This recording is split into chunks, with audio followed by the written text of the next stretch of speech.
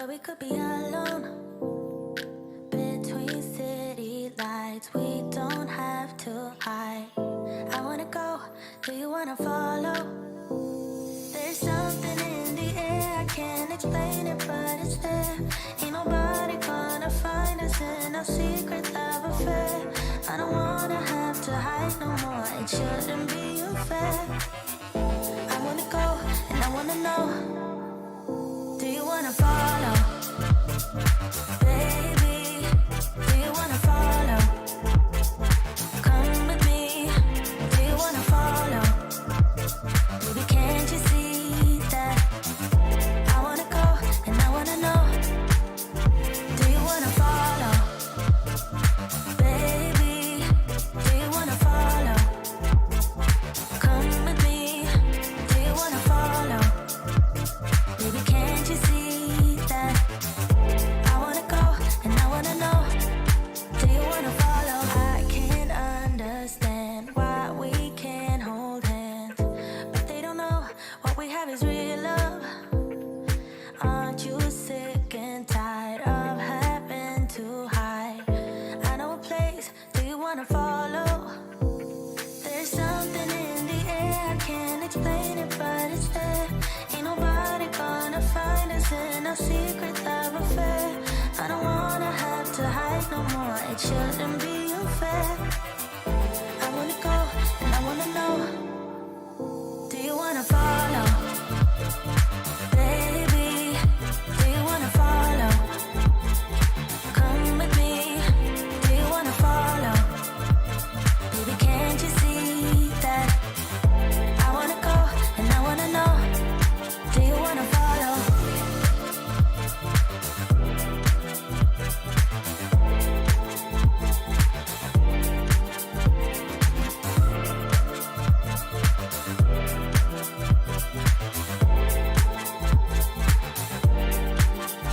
Do you wanna follow? Baby, do you wanna follow? Come with me, do you wanna follow? Baby, can't you see that? I wanna go, and I wanna know, do you wanna follow?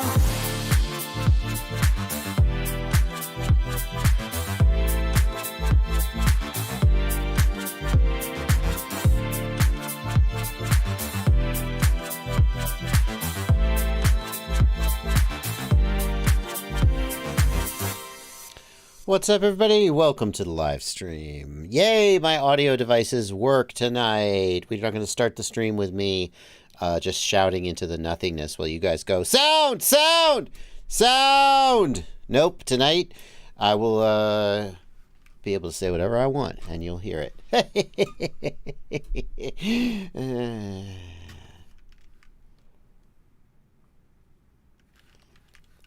Well, now I feel a lot of pressure. How you guys doing? Let's talk FPV. Here's where I'm going to start the stream tonight. I'm not gonna put this up on the monitor because the process is not finished yet. You know what? I actually shouldn't say anything about it. I'm not sure if I tell you guys what I was about. No, maybe I better not. Sorry, I'm not trying to tease you. I was going to tell you about a development, and then I realized that if I tell you about the development before I get it finished and set up, some jerk might claim my handle before. So I need to actually claim my handle and make sure I've got the channel locked down before I actually. So never mind. Nope. So we're going to start the stream. We're just going to let's just get into it. Let's get into it. Solid beginning. If you were wondering whether I rehearse or practice or plan these, obviously the answer is no. No. Instead, let's just start the stream. Kim Fused, good to see you. Kim Fused. Is Kim Fused here? I saw Kim Fused earlier. There's Kim. I'm going to make Kim a moderator. Managing moderator, standard moderator. I make people moderators just because I like their name to show up in blue. Kim, I don't expect you to do moderation duty, although you seem like a person with pretty good judgment. If you decide to moderate, then then go for it. But the only thing I ask of my moderators is please don't ban anybody from my channel. You can time people out. You can approve messages, but please don't ban anybody from my channel. That's I like to be able to be the one who does that. Oh, right. Thank you, Blenty, for the reminder. I got to kill the Nightbot message. We're not sponsored anymore. Not today. Not today, folks. Surfshark integration. Disable. Yeah. Super Chat, no. Teespring, no. What did I take off? Oh, the FPVKIA website. We'll turn that on. Okay. Great. Thank you, Blenty, for the reminder there. Here's what we're going to do. Here's what we're here to do. We are going to answer your questions about FPV. You're going to ask those questions. You're going to ask them here in the YouTube chat. I'm not one of those guys who just answers only super chats. Heck no. I answer questions from everybody as long as Blunty sees them. Blunty, you there? Yes, I am, and all your questions will go into a queue. So if you're asking a question, be rest assured that I'll 95% of the time I'll see it in the list. 100% of the time it's the super chat, and we will get you in the queue, and then JB will knock them out. So yeah, and I know the secret passive aggressive reason why you're saying that, which is that you really don't like it when people like spam the chat with a million questions because they think I'm not seeing them. That's the beauty of this setup is your only job is to see the questions and queue them up for me. And my job is to just blather on mostly. So, yeah, Blenny's got you. See, look, see how he's already starting to queue the questions up? So we'll take your questions here in the regular chat. We will take your questions in the Discord, of course.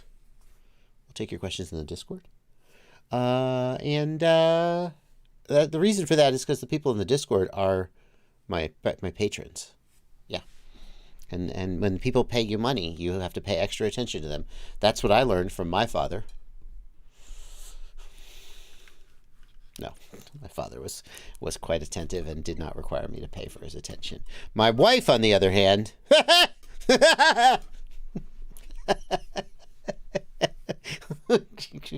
She's like, I'm in the Catskills.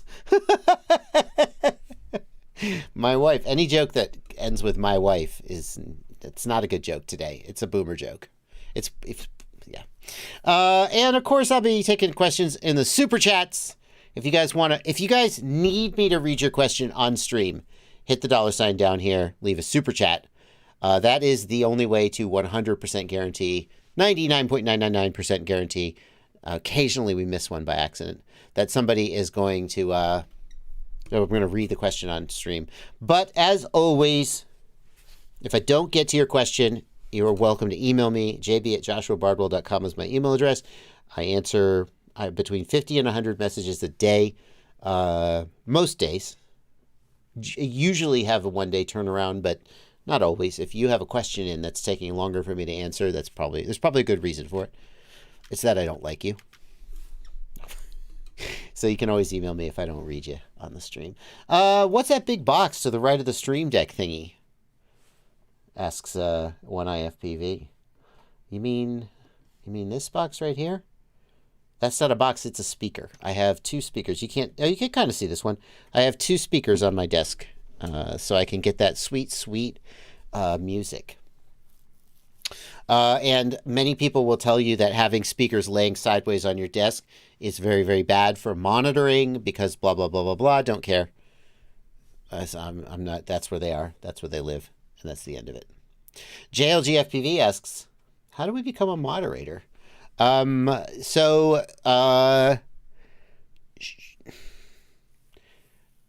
no like surefire way of doing it. If I recognize your name enough times that I go, oh, hey, that guy's here, there's a chance I'll do it. Kim Fused, I specifically tagged. Here's what pushed Kim Fused over the line.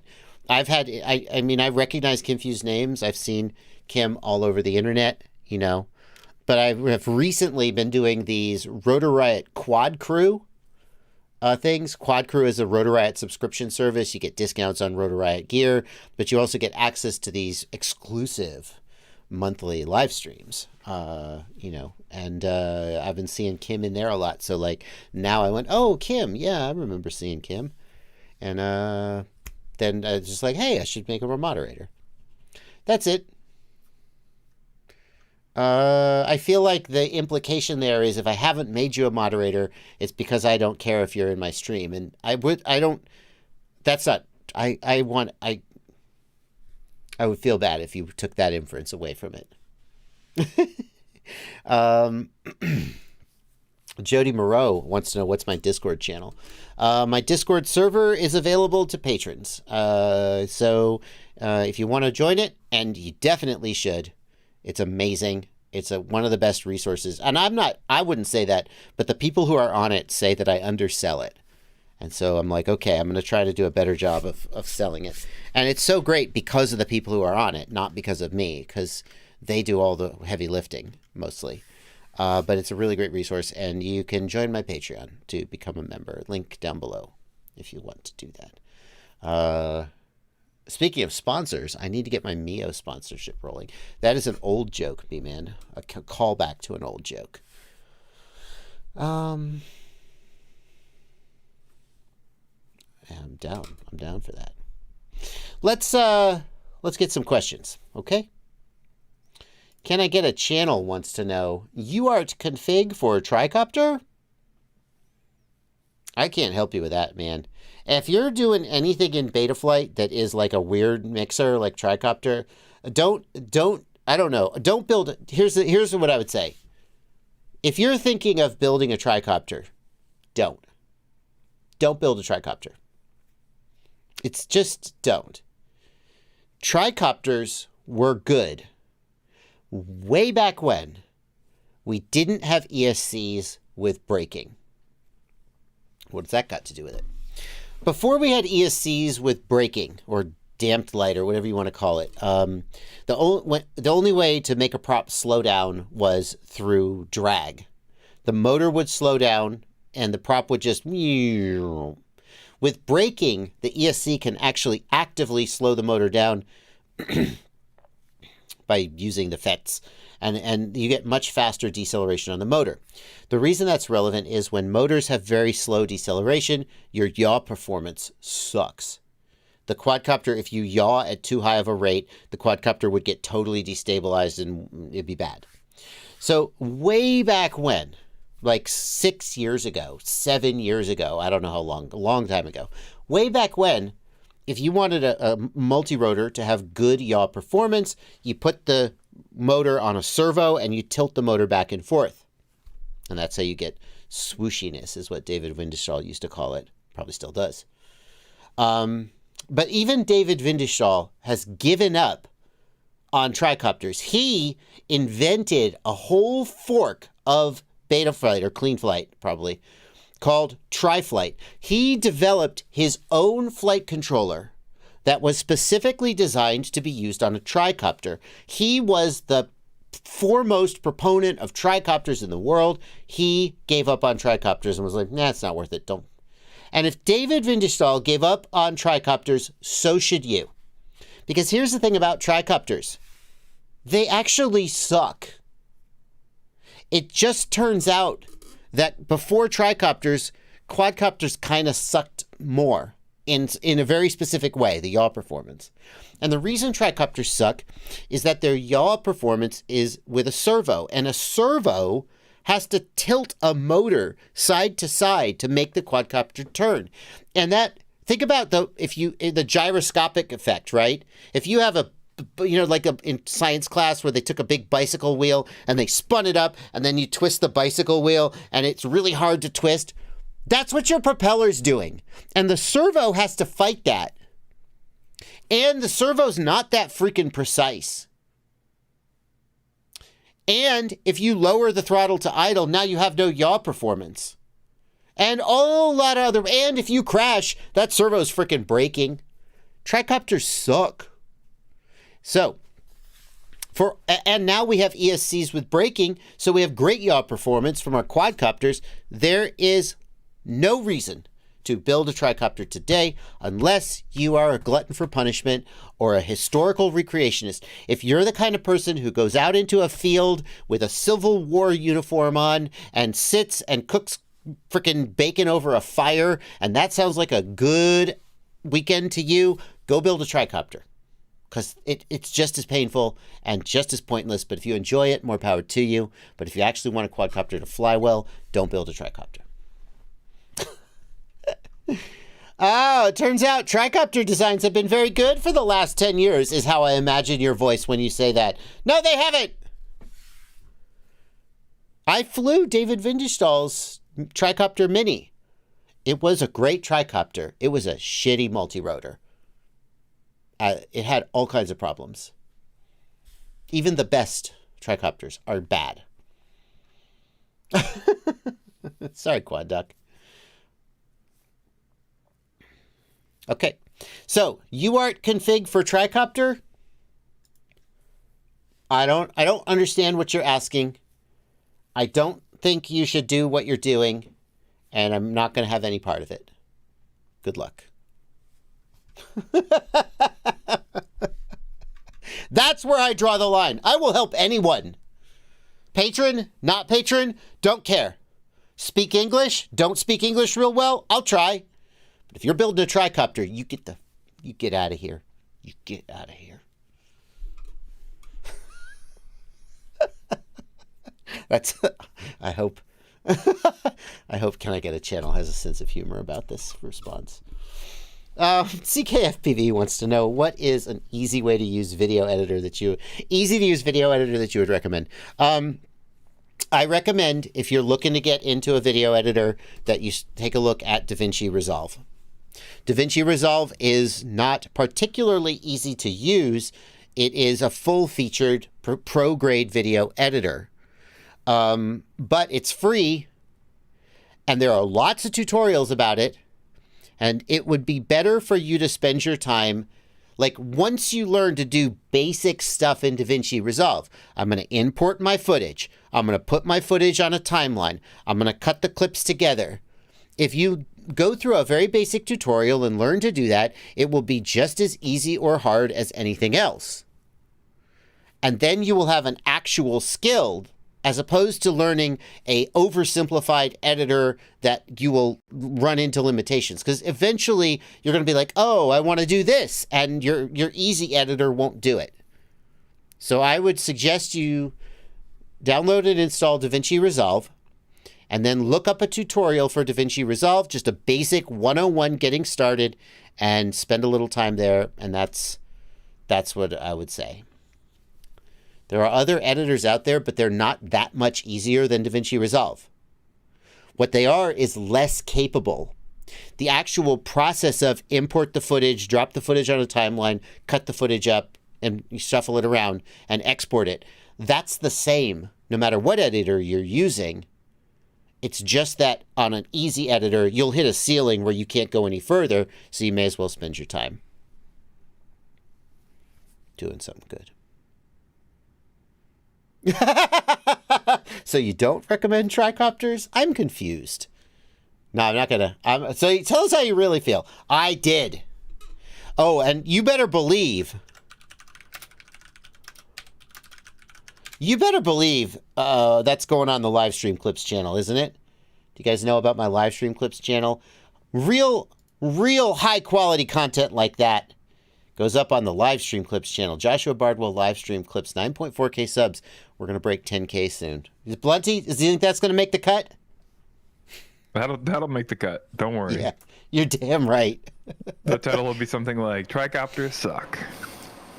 Bardwell says tricopters suck. I don't know. Yeah. Tricopters are second-class quads. I think that's a little too, like, I don't know. What's the word I'm looking for? That's a little, like, too hyperbolic, vague. Second-class quads. We need to be like, boom, on the nose for a title. How about just a picture of a garbage can and then it yes! in the garbage can? Me throwing a trodcopter in. Here's the thumbnail, right? I'm like, ugh. Yeah. Okay, there you go. There's the thumbnail. You got that. And throwing a tricopter in the garbage. And then a little image of David Vindestall crying in the background. No, see, that's the thing. No one would get that. No one would know who David Vindestall was. So the joke about someone crying in the background wouldn't actually make the thumbnail better. Anyway. Yeah, Joshua Bardwell Livestream Clips. Get on over there. Why are you not subscribed to that? So bicopters are allowed? So bicopters are weird and cool because by the time you've made a bicopter, you're not even trying to make anything that flies good. You're just a glutton for punishment. And I respect that. But people building tricopters, what about tricopters with spoilers? You're trying to hurt me. That's what's happening right now.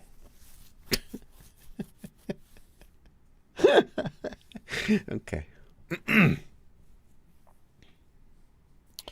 See, this is the thing about a thumbnail.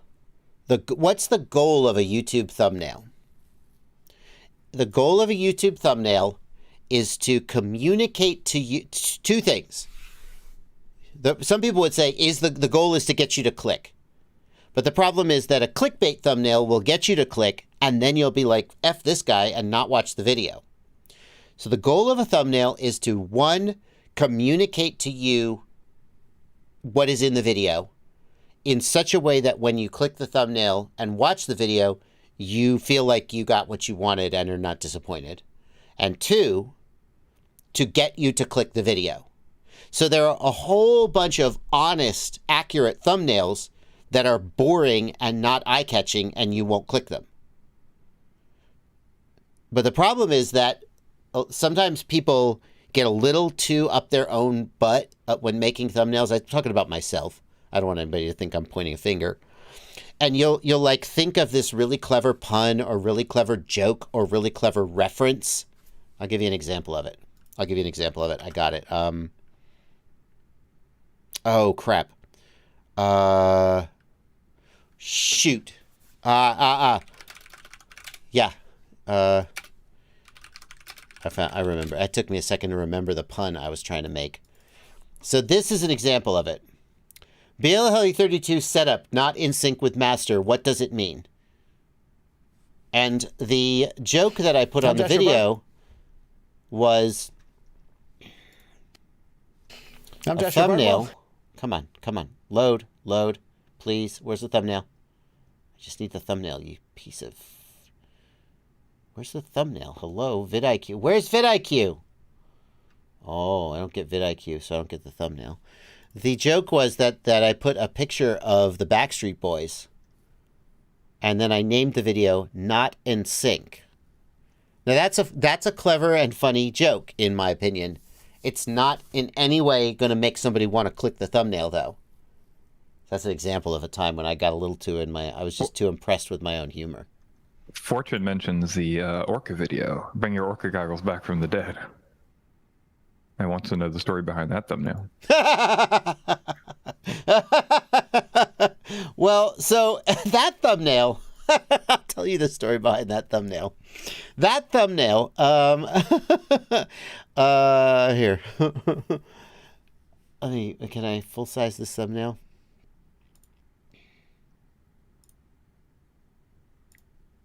There we go. So here's the story behind that thumbnail. Bring your orca goggles back from the dead. So I settled on the title, right? The title is also they put a lot of effort into it. And then I thought, okay, so one of the sort of rules of thumb is that the thumbnail should tell a story. It should be like a little miniature story about the video. And what's bad about this thumbnail is that bring your orca back from the dead is too literal. So what I'm supposed to be doing in this thumbnail is like doing some kind of like ritual, bringing my thumbnail back from the dead. Like Kebab said, why didn't you like have, like a bone through your nose and like some kind of, like a skull? He was like, I don't get it. I'm like, yeah, it would have been helped to sell it. But I was like, okay, what I'm going to be doing is I'm going to have the goggles and I'm going to be like, whoa, bringing them back from the dead. And then I thought, I had a stain on my shirt. I was like, F. And then I thought, oh, well, I'll just take my shirt off. And then it'll be like, I had this image in my head of, the witch doctor around the fire, bringing back from the dead the goggle. And then I was like, in the end, it's actually a pretty bad thumbnail because it doesn't really communicate what's in the video. Like if I had started the video with a funny sketch of me in this lighting going, oh, I will bring these back from the dead, that would have been good. That's why you have to plan your thumbnails before you shoot the video, not the other way around. So it's a bad thumbnail in that respect, but it definitely got clicks. And I think most people understood from the title what the video was about and didn't feel like they got clickbaited when they watched it. Mike Bergman always does the rituals topless. I am a necromancer. Confirmed. My wife was nowhere near this situation. Like usual when I'm topless. My wife. I clicked that video specifically because, here's the thing. I think there were people who clicked that video just because the thumbnail was hilarious and they weren't even mad when the video didn't contain that. They were like, that's cool. I got it. So that's the story there. Yeah. Hey, Kim Fused. I am coming to Rampage. I was not going to come to Rampage because I had a trip that was going to conflict. The trip rescheduled at the very last minute, and I immediately told Stacy, hey, I can come to Rampage now if you still have space for me. And she said, of course. So thank you for the very, very generous donation. It's always appreciated. It's not necessary.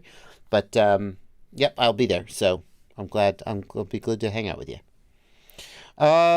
Steve Tricks wants to know, it's 100 degrees in Arizona and windy. My motors were abnormally hot. Yep, the hotter it is outside, the hotter your motors will be. How hot is too hot? How hot is too hot for motors? If you pinch the motors with your fingers after a flight and you go, whatever, then that's fine.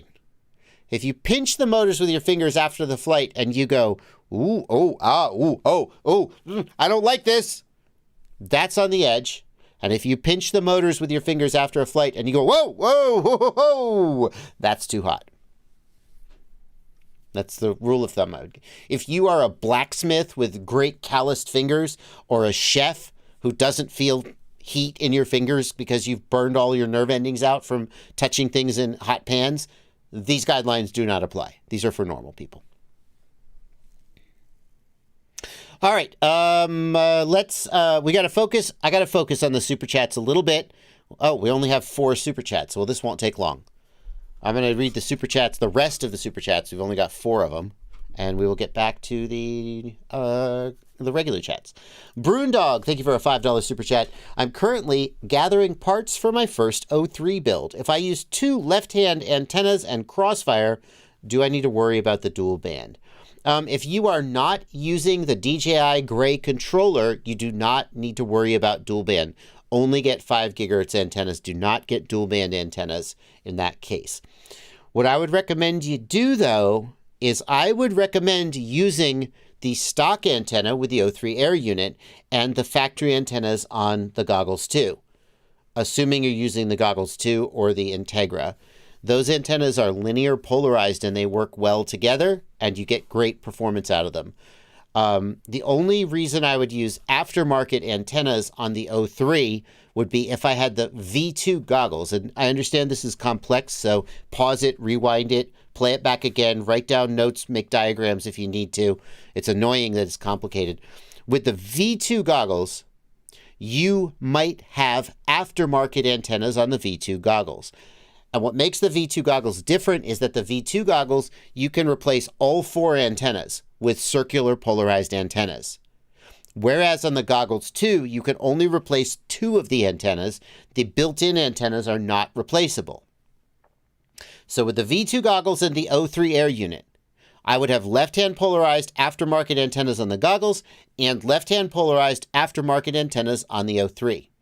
But with the goggles too, I would keep the stock antennas on both. Okay. I hope that was useful. Cali FPV, thank you for a $5 super chat. Have you seen this remote ID module? Seems like the cheapest option available as of now. Let's see if I can find the Hex Cube ID serial on Race Day Quads. Thank you for another $5 super chat. Hex Cube ID serial Race Day Quads. I don't know. I don't think I have seen that yet. Well, how about on Get FPV? Does that count? $40.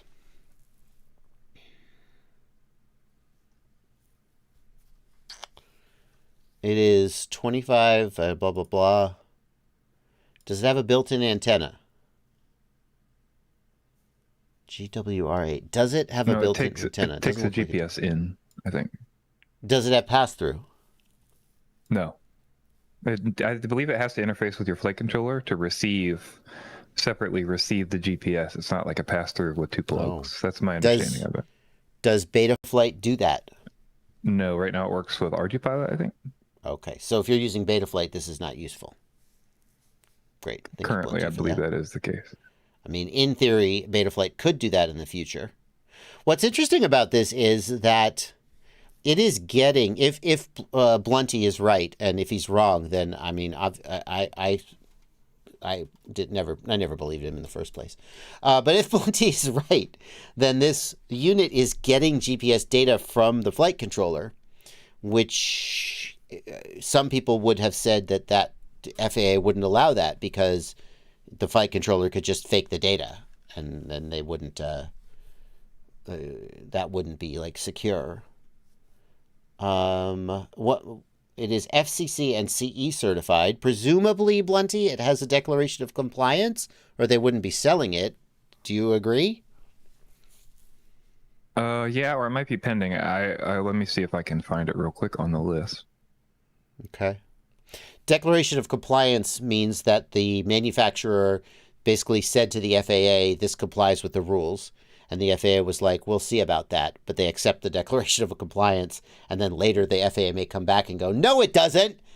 But for if it doesn't have a declaration of compliance on file with the FAA, then it's definitely not legal. It definitely doesn't fit the requirement. Yeah, go ahead. Unfortunately, there's a recent one. I think I know whose it is, but I can't say for sure. So, I mean, the way these have been filed lately, they're not generally specific to the make. Like, you can't 100% tell. You know, one of them says like UAS and RC. You know what I mean? So you can't necessarily tell.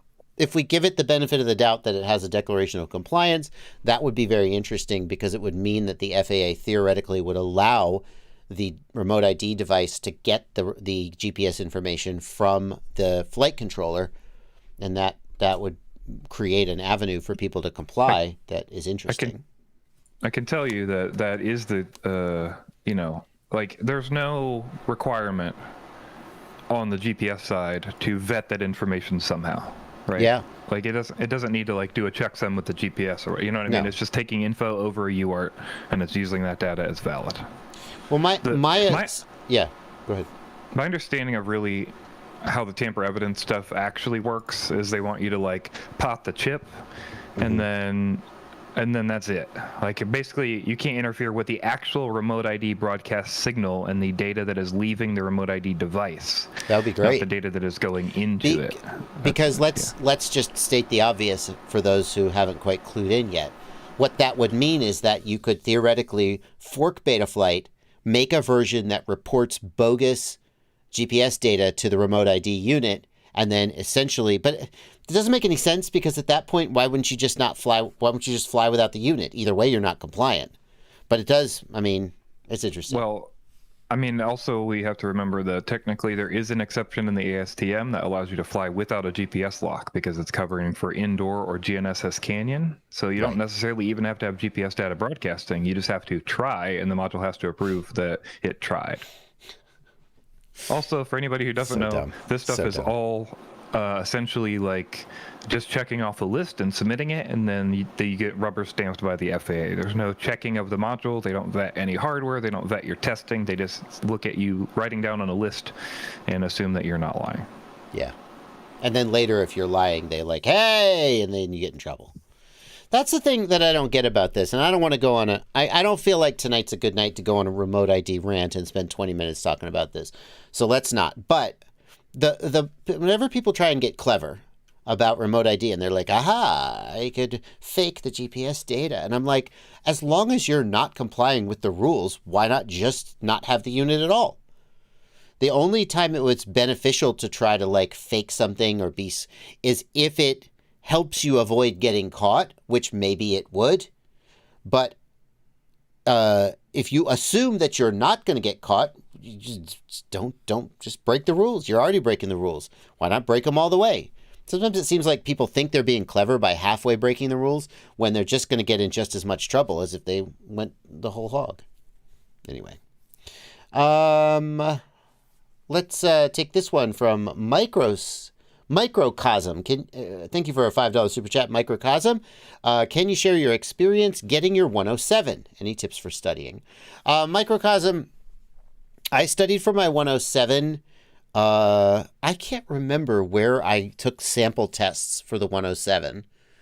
But I studied by reading and taking sample tests and checking my score, obviously. And I studied I bought a study guide, just a book that I could read. And I bought, there's a handbook that they give you when you go to take the test. And it has like sectional charts in it and other sample materials that you would need. And you want to buy that, in my opinion, because you don't want the day you go to take the test to be the first time you've seen that booklet. Because like there's weather reports in there, there's airport directory information, and that's you can buy the exact booklet they're going to give you when you go to take the test. And you want to be familiar with that. You're always like, okay, I'm going to flip to the sectional chart on page 37. Boom, I'm there. But I study for tests like that through trial and error. I did watch some videos, like the Tony Northrup video. If you look up Tony Northrup on YouTube, that video I think hasn't been updated for the latest update in their test, but it's a really good one because they highlight key pieces of information that the test will like test you on. And it's great to have an instructor go, look, okay, instead of just giving you the information and expecting you to memorize it all, they're like, okay, here's one thing that you must know. Boom. Here's one other thing that you must know. And they're like just kind of feeding you the answers in a way. Yeah. So that's my strategy for studying for the 107 is I just like to read the sample questions, and like try to remember them. I don't think I have a particularly good memory, but when I'm studying for a test, when I'm studying for a test that I know has a test pool, right? So like there's 200 questions that they're going to ask you, 60 of them. Well, F you, I'm just going to memorize all 200 questions. What are you going to do about that? One more piece of advice. Yeah, Blinty. I'm not sure if you mentioned is that I did not realize before I went, maybe I didn't pay enough attention, is that you have a big sheet of paper when you get there that tells you a bunch of the question answers if you're a good test taker. So like, like basically like it might ask you a question about what does this symbol mean? And then that symbol will be listed on the sheet because it's explaining something else to you. So if you use context clues and check your sheets and take an extra minute, I was able to find answers, I would guess to like 10 of the questions-ish, something like that, within that information, sort of as a proxy to get into the map stuff that you have to do as well. Yeah, good point. Good point. There's oftentimes you can find answers that way if you're paying attention. I've had situations come up when I was testing where I get asked a question I'm not sure the answer to, but I think back to another question and go, I was pretty sure the answer to that question was A. And if the answer to that question is A, then the answer to this one must be B, because this one, can't be true. And the other tip, the answer is always remote pilot and command. Almost every Almost every time, the answer is remote piloting command, because you are responsible for every situation. Who is responsible for making a report after a flight if there's an incident? The remote pilot in command. The remote pilot in command sister? The nearest... They try and give you the stupidest... in test design, there's a type of question called a distractor, which is an answer that, like, seems so plausible that it distracts you from the real answer and you pick it. And so but they have the stupidest distractors. It's like, who is responsible for ensuring the safety of the flight? The RPIC, the first person the RPIC saw after he got out of bed in the morning. Like, it's some stupid shit. You're like, no, it's always the remote pilot in command. Okay. Ligma. Yes, I will be at Rampage. Confirmed. I wish I could have confirmed it earlier, but I had a conflicting trip and couldn't go. And I hate it. Here's the thing. If you ask me if I'm going to an event, I will almost always say no initially, because if I say I'm going and then people book tickets and travel and then I'm not there, I will feel like a terrible person. So I will just say, no, I'm not going. And then if it turns out I'm going, I'll announce it like at the last minute, which... I realize there are some downsides of that as well. But Fortune Cookie, thank you for a $10 super chat. Wing Nerd here. Wing Nerd. You said it. Jealous of how little space you multi-rotor folks need. I'll tell you something, Wing Nerd. I flew fixed wings first. And one of the main reasons I started flying multi-rotors was that I wanted to be able to fly at my house instead of having to leave. And now that's the only place I fly. So is there anything vaguely durable and DJI to learn on? I just today did a guest appearance at a community college drone class. The instructor reached out to me and said, hey, what would it take to get you to come talk to my class? And I don't know, I guess I was feeling good that day because I said, sure, let's do it. He said that he teaches them to fly on the Avata. They learn to fly in normal mode, but eventually graduate to manual mode if they have the skill. And I said, yeah, that's cool, but don't crash it. Because the Avata is not as durable as an FPV drone. But he said, well, at least you can repair the Avata. And I thought, well, I guess if anybody knows, this guy knows. So I suppose that if you're asking for something durable and DJI, the Avata is the closest thing that fits the bill. It's not as durable as an FPV drone, but it is more durable than like any other DJI drone, and it's fairly repairable. So that's what I would say. Jan Grudnicki, thank you for 220 Canadian. Should I use linear antenna on the Vista with the goggles too? Yes, I guess so. And I'm not going to pull up the page, but Flyfish RC is the only company I know that sells an aftermarket. Oh, but it's got dual elements, and the Vista only needs a single element. Shoot. Wow, that's a tough one. That's a tough one. Is there a good linear... Like, you don't want to just use, like, a rubber ducky dipole. In case that word doesn't mean anything to you. Like, here's an old-fashioned rubber duck antenna. They call them... I don't even know why they call them rubber duck. It's just this old style of antenna, you know?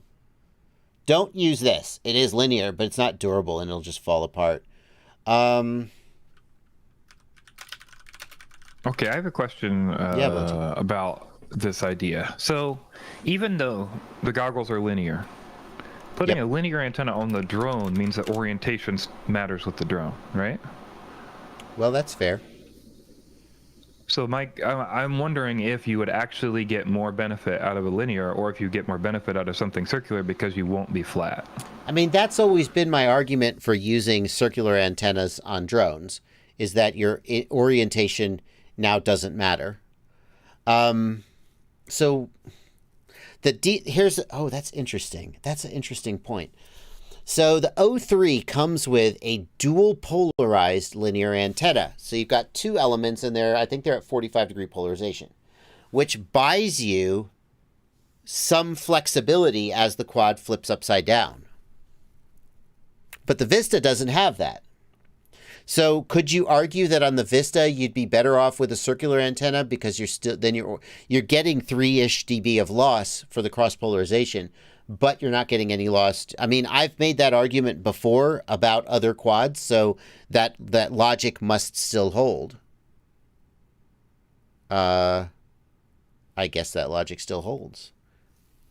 Like, that's why I would say, yeah.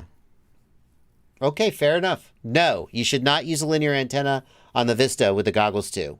I still feel like on the O3, like I did some testing on the O3, and I put circular antennas on the goggles and a linear antenna on the O3, and that was not the right thing to do, I'm confident. Circular on the O3 and circular on the goggles might work, but frankly, the default antennas on the goggles too work so damn well. With the Vista though, yeah, that's interesting. Fair point. Some people use just a little, Mo points out, I've been using a linear whip on the Vista with the goggles too. Excellent range. Yeah. I mean, you could just get a little whip antenna. That's a good point. Just like a tiny whip. I'm not saying you should. That's an interesting idea to experiment with. Thank you, Sean Canella, for a $10 super chat and saying thanks for all the help.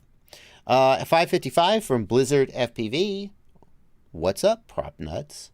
And the last super chat in this little batch, Dark Noodle, wants to know if 4 or 6S LiPo is better for FPV. Thanks for a $2 super chat, Dark Noodle. Most people fly 6S. 6S is going to give you longer flight times with less voltage sag towards the end of the pack. I say longer flight times because even if you get like the same watt-hour size battery, so like it's literally the same amount of energy or in the battery, that you will feel the sag less towards the end of the pack and be able to keep flying longer, and you won't have to kind of lay back. The disadvantage of that is you're more likely to kill the battery if you're not paying attention because you won't feel it. You'll run it right off the edge of the cliff.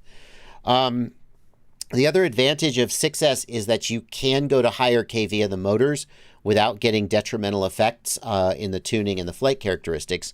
I don't really understand why this is, but it seems to be true that you can run higher kV with higher voltage motors and get away with it. Now, if you're not interested in the effect of higher kV, more top-end power and more responsive motors, if you don't fly in a way that demands that, that's not really a benefit for you.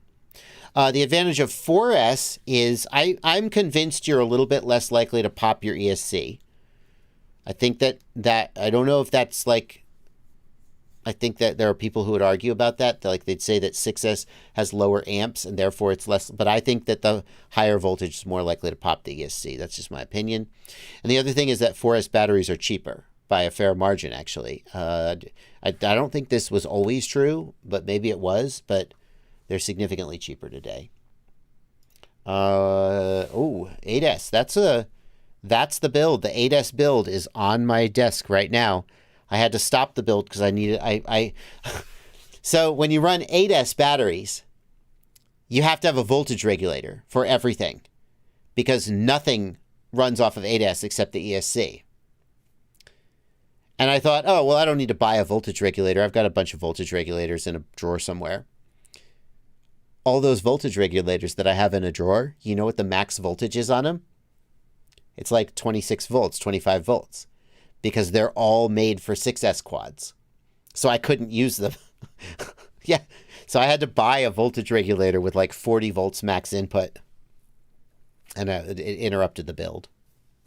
It's coming. 6S all the way! 6S! 8S summer! And then there's Tim B, the weirdo, rocking 5S. 5S is actually the sweet spot. No one knows it. No one believes it.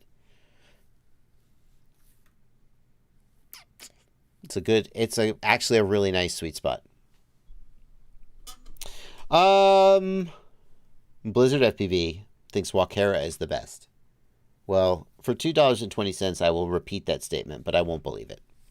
Okay, we're caught up on Super Chats for now. If you guys want to start stacking up the next batch of Super Chats, go ahead. I will read them in just a little bit, but we're going to take some more questions from the Discord server and the YouTube chat. iFlyFPV wants to know, what's the fix for the walk snail OST not showing up in the goggles? I flashed 3 times and no luck. Well, I don't think flashing it a 4th time is what you need to do. But without actually digging into your configuration, unfortunately, there's no like one fix. There's a whole lot of places you could have screwed it up. So the only thing I can say is, why don't you email me, jb@joshuabardwell.com, and say, hey, I got a walk snail. It's not working. And then I'll start asking you questions that try to figure out what's wrong with it. But that's not the best use of time on a live stream, so I don't want to try to dig into it. Especially because there's no easy way for you to like show me a picture or something. Quad Damn FPV wants to know, does walk snail have better range than DJI? Mostly no, and once in a while, yes. Here's what I mean.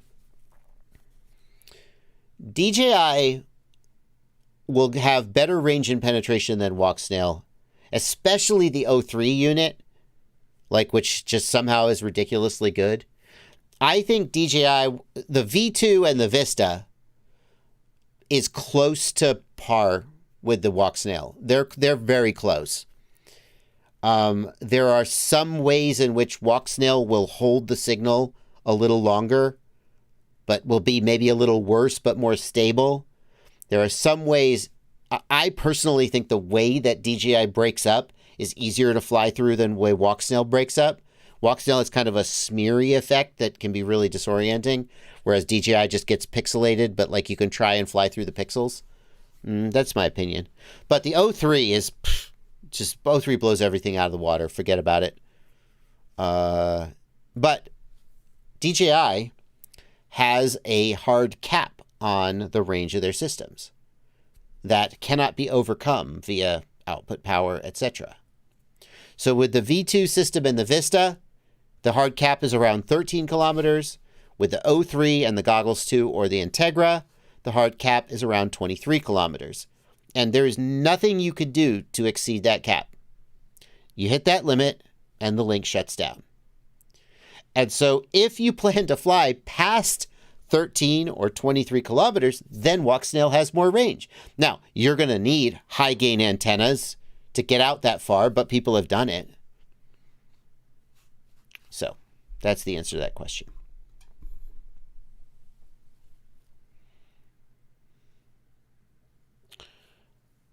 Hydroa says, I'm building a 1S toothpick, and I'm considering using XT30 connectors rather than PH 2.0. How can I charge these if my big boy charger requires a balance plug? All chargers that I'm aware of, when you set the voltage to 1S, don't require balancing, because you can't balance a 1S. So just go in and manually set the number of cells to 1 cell, and it shouldn't ask you to balance. Ooh, Alan Walker.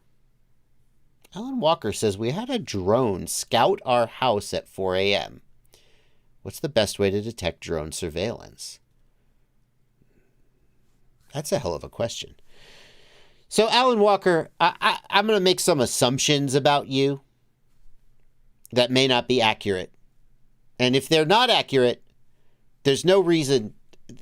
You don't need to argue or reply in the comments, because I'm not trying to dig into your private life, and I don't want to seem like I'm encouraging you to share details about yourself that might be intrusive.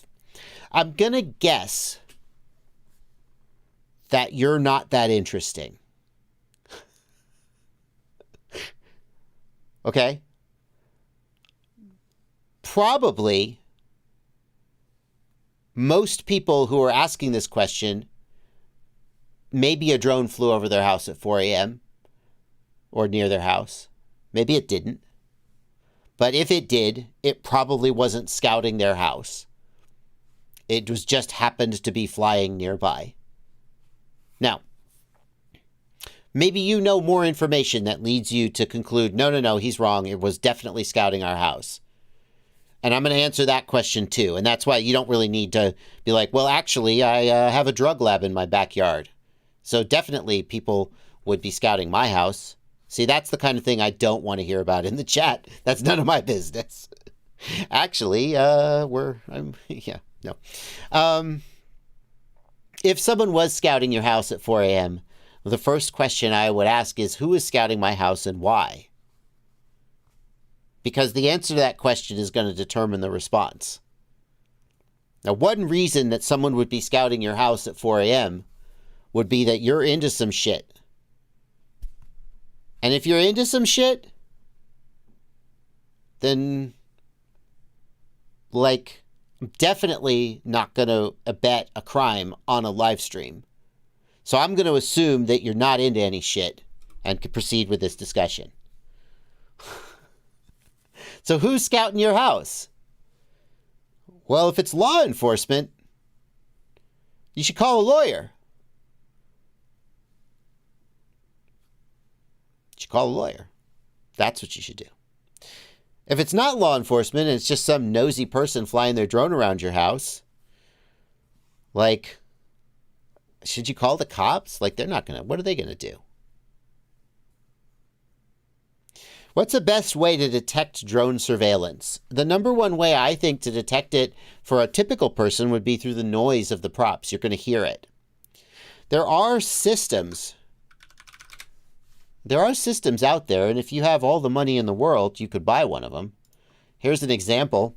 This is a company called D-Drone.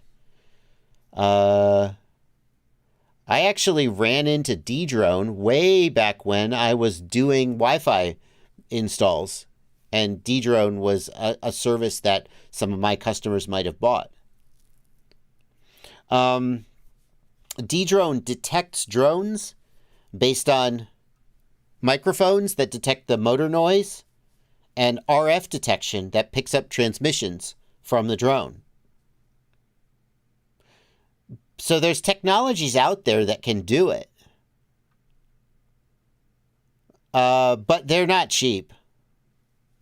And I don't know how available they would be to just like a homeowner. Anyway, hope that information was helpful. In September, you can attempt to check the remote ID app. That's true.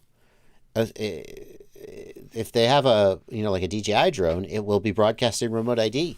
And you could pull out your phone and there will be a remote ID app. And you could just look up the remote ID information. Oh my God, have we just actually found the first person I ever met who would benefit from remote ID?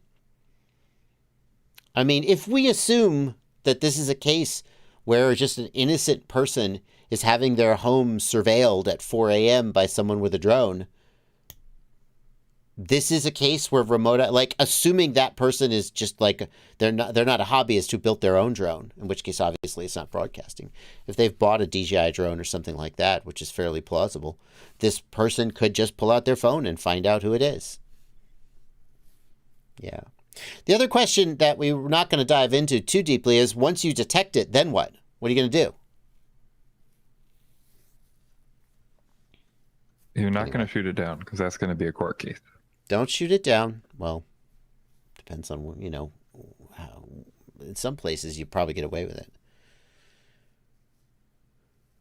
The thing is, like, if I saw a drone flying around, well, I'm a little bit different. If I saw a drone flying around my house, I'd assume it was a viewer who just wanted to fly around my house. But, like, when I see a drone flying around, I don't assume that anyone is spying on me. Or I'm like, okay, so somebody nearby is flying a drone and just happened to think it would be cool to wander down my driveway. I don't assume that they're like trying to surveil me. And probably they're not. But anyway, I don't really need to know any more details about that. Let's see. Methods of Mayhem has a question about their receiver. RC8A, transmitter and receiver. RC8A receiver. Hot RC. Oh my god. What is this? What is hot RC? What the hell is this? Okay. I've got a hot RC HT8A receiver. And he wants to know about the wiring of this receiver. Can we get a look at the wiring? I don't. Oh boy. What about AliExpress? HT8A. Where's the receiver? Here's the receiver. Show me the money. Wait. This is not the receiver he's talking about, is it? Because his receiver, the 4 connections, ground is one, P is another, and V is another. Well, this can't be the receiver. This doesn't have 4 connections.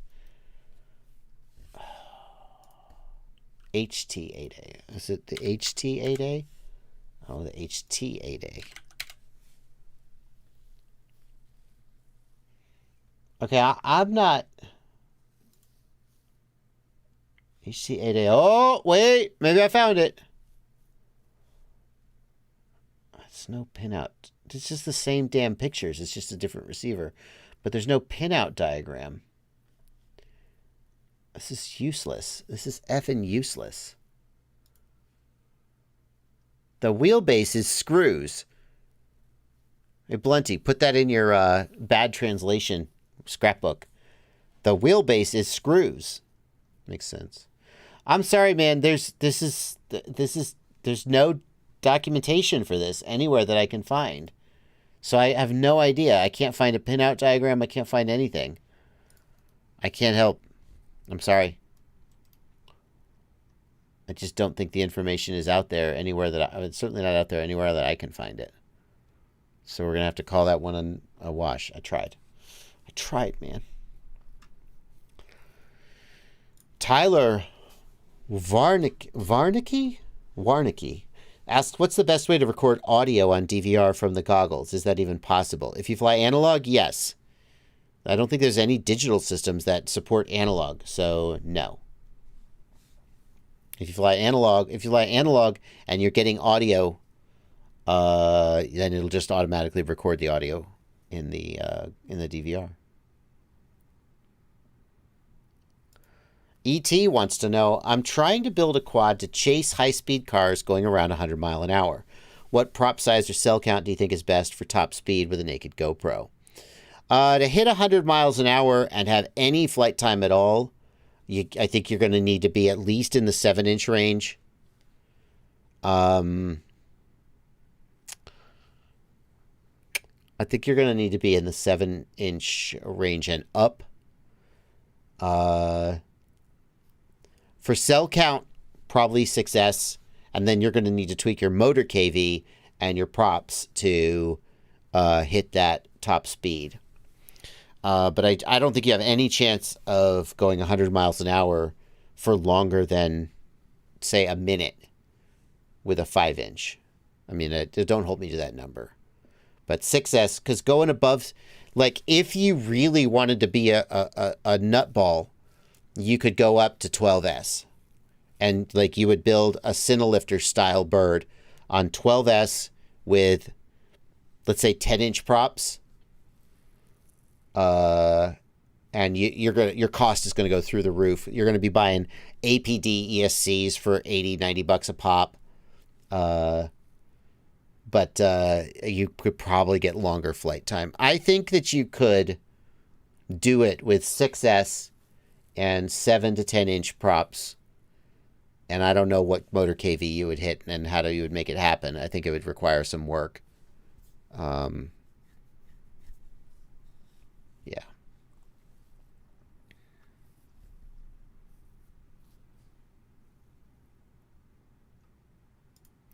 Jason says, I have a 7-inch build with 2806.5 and 1800 kV with 7-inch props.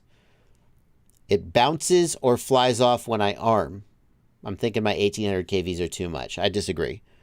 1800 kV is a little high on 7-inch. But I think it should fly. If you really suspect the KV is too high, use a motor output limit in the Betaflight PID tuning tab. Take it down to 1300 kV, whatever that would be. 1300 out of 1800 is 72%, no problem. So use the 70% motor output limit just for a round number. If it still flips out, then you have a problem with your flight controller or your configuration. You could have a problem with your configuration, like your motors are not spinning the direction they're supposed to spin. But I don't think it's your motor KV. Quadbot4 asks, why does Super Deluxe always wear a samurai mask in his videos? Does he have a secret identity? Does he have superpowers? Yes. Yep. And I can't tell you who he is, or he would, I don't want to say. I mean, I've already said too much. But the answer is that yes, he has superpowers and he has a secret identity. But that's why you never see his face. If you knew who he was under the mask, you wouldn't believe it.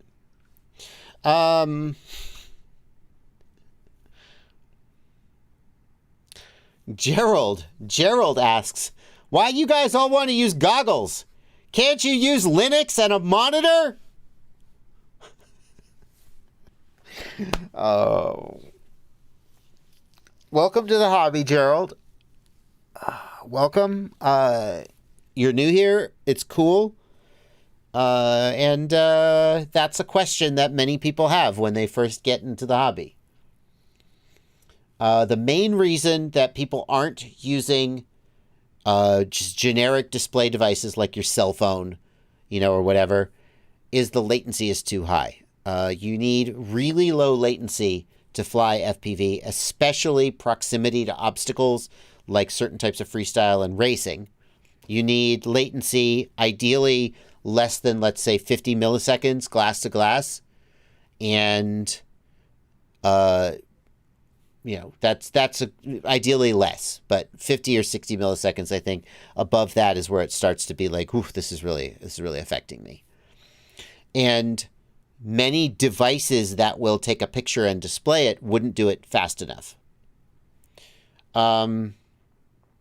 The other thing is that we're using goggles because putting goggles on your face is more immersive. When you have other visual inputs, it's distracting. And when you only see that one visual input, you actually, people will lean to the side. It feels like you're in the aircraft. The other thing is when you're flying outdoors, a screen will oftentimes have glare and it makes it hard to see what's going on. So you need like a really high brightness screen to use it in the daytime. Whereas with goggles, you don't need extraordinarily high brightness because it's an enclosed environment. Goggles are self-contained and small. So when you're traveling somewhere to go fly, you don't want to have a Linux box and a screen. You don't want to take out a screen to fly, like in the middle of the woods, in the middle of a movie set. Well, a movie set, you might have a screen because you'd have a space. But goggles are small. They're portable. They work everywhere. You put them on. You take them off. There's nothing to set up. These are some reasons why we use goggles. So. Ethan W. says, the config on my Diamond F4 was erased somehow. I was flying it minutes ago. I soldered on a new pigtail and then it erased. What should I do? The number one reason this happens is some flight controllers, and I don't know specifically that the Diamond F4 is susceptible to this, but it might be. Some flight controllers, if the battery goes below 3.0 volts, will erase their configuration. Stupid. I don't know. It's mostly tiny whoops that are susceptible to this because with a 4S battery or whatever, even if you completely kill it, it'll probably stay above 3.0 volts.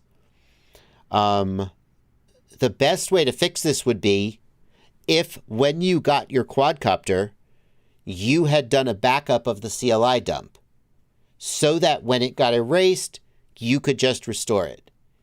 I'm guessing that because you're asking this question, you didn't do that. And I don't want to be But let this be a lesson to everyone out there that when you get a new quadcopter, after you're done setting it up, save a CLI dump.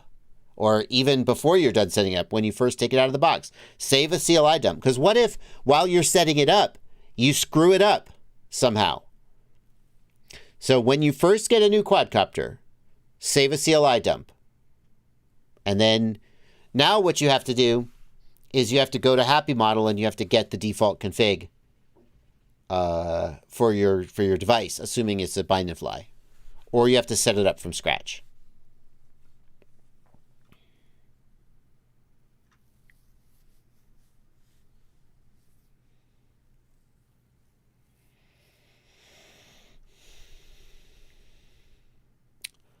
Alrighty, how are we doing for Super Chat? We've only got one Super Chat. Wow, the Super Chats are not popping off tonight. It's a good night for everybody who isn't leaving Super Chats. But this is a huge Super Chat from Vishal Singh. Thank you for a $20 Super Chat, Vishal. I'm new to the FPV world, and I already ordered the TBS Tango 2 Pro and the iFlight Nazgul F503. And I'm thinking to choose between the Goggles 2 and the Integra. What's the best option? In my opinion, the Integra is the best buy for the money. Most of the things that the Integra leaves out of the Goggles 2, most people would not pay $150 extra for, or $100, whatever the price difference is. So if you just want a quick answer, I think the Goggles 2 Integra is the right choice for most people. The binding process, there is a bind button on the 03. And on the Integra, on the Goggles 2, the bind button is right between the eyepiece. There's a button right below the, right between the two eyepieces. On the Integra, I believe you turn the goggles on, and then after the goggles are on, you hold down the power button to enter binding mode. And you just press the bind button on the 03, and you press the bind button on the Integra or the Goggles 2, and they should bind. And as you might have guessed, I do have a video about that. Joshua Bardwell, how to bind the 03 I'm seeing a bunch of unit. And you can watch me do it if that is helpful to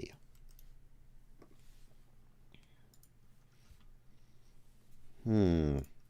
A Walker wants to know, can I hook my V2 goggles to the sim on my PC? Well, the answer to that you might think it's no, because those goggles don't have any input, but actually there is a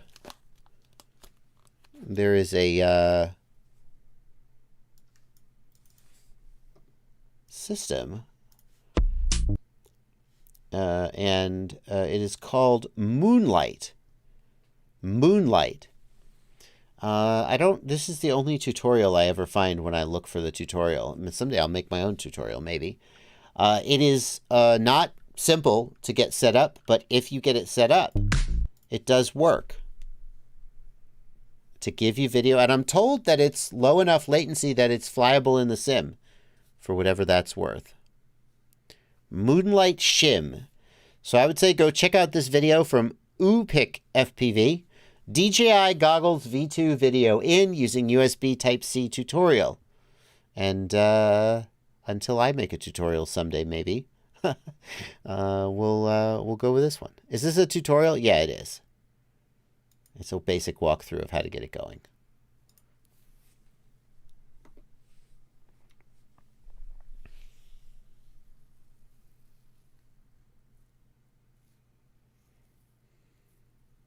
Oh my goodness gracious. Are people fighting in the comments? Yes. Oh my goodness. Who should I yell at, Blunty? Kim Fu? But it's I mean, we don't need to get into it, but essentially the DJI ethical consumption under capitalism argument. So Voodoo is suggesting that you shouldn't buy DJI because it's supporting Communist Party. And everybody else is saying, well, who else were we going to buy? DJI is fine. Everything we use is Chinese. So it's our classic argument. Yeah, that's true. I mean, do we not like the communist government because they're communists and we hate commies? I mean, I'm just talking to Blunty here. So I feel like he and I can keep it on the level. I mean, there's layers and layers and layers to this, but I think people would point at like the genocide of the Uyghurs, right? And Right. things Okay, like that's that. what I'm trying to figure out.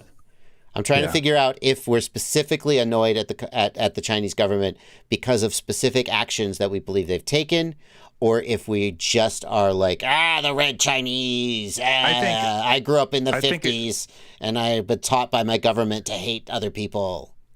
I'm not sure that chat has been that nuanced, but I would suggest that there are many reasons, like things like oppression of the Uyghurs and not wanting Hong Kong to be its own thing, and Taiwan rather to be its own thing. Okay, so I mean, there's reasons why you could look at the Chinese government and go, they're doing some shitty things, and we don't think those are good things, and we shouldn't give them money. Can I just piss everyone off here? You think I should? No, you don't think I should. As your producer, my answer is no. Like, I'm going to be a classic leftist moral relativist and say, let he who is without sin, I'm quoting the Bible. Didn't expect that from a leftist moral relativist. Let he who is without sin cast the first stone. I go like, I mean, lots of governments with a lot of shitty things going on right now today. Some countries that I live in, and so therefore I like the government and forgive their sins. And other countries are opposed to the one I live in, and so you're so bad. Look at the bad things you're doing. Don't look at the bad things my government's doing. It's fine.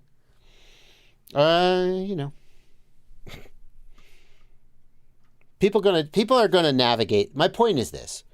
People are going to navigate this in different ways. And just because someone else has navigated this in a way that you don't agree with doesn't make them wrong or bad. If you feel like you're taking the moral high ground by not buying DJI, good for you. I like that you care about genocide and sovereign integrity. Those are things that we should care about. But if you go, but F it, I'm going to buy a DJI drone, well, that's okay too. It's not like this is a situation where there is absolutely no moral sort of gray area. So just agree to disagree and let it go, what I would say. That's what I would say. We're not going to solve this problem here in my YouTube chat. That's for sure. Blunty, you didn't queue up any of these comments about this conversation. It looked like you were filtering them completely, and you were hoping I wouldn't notice and and stay on topic. It's almost like you were doing your job as a producer. Yeah, so some people accuse me of doing my job. Well, I'll show you. I'm still reading the chat, and I'm still going to get in trouble. All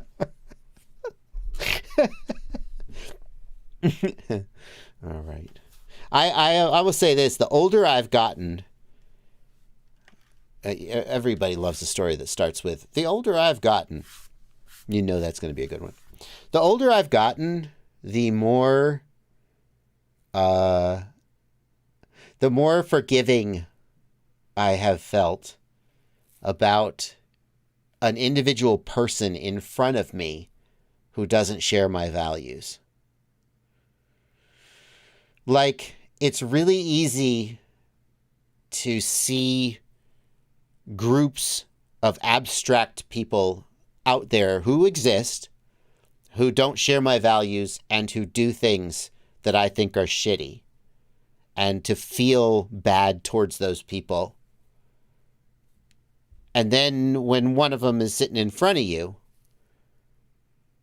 I'm not saying that, which was like, oh, what you do, your actions don't matter, but I feel more forgiving of that stuff to a degree.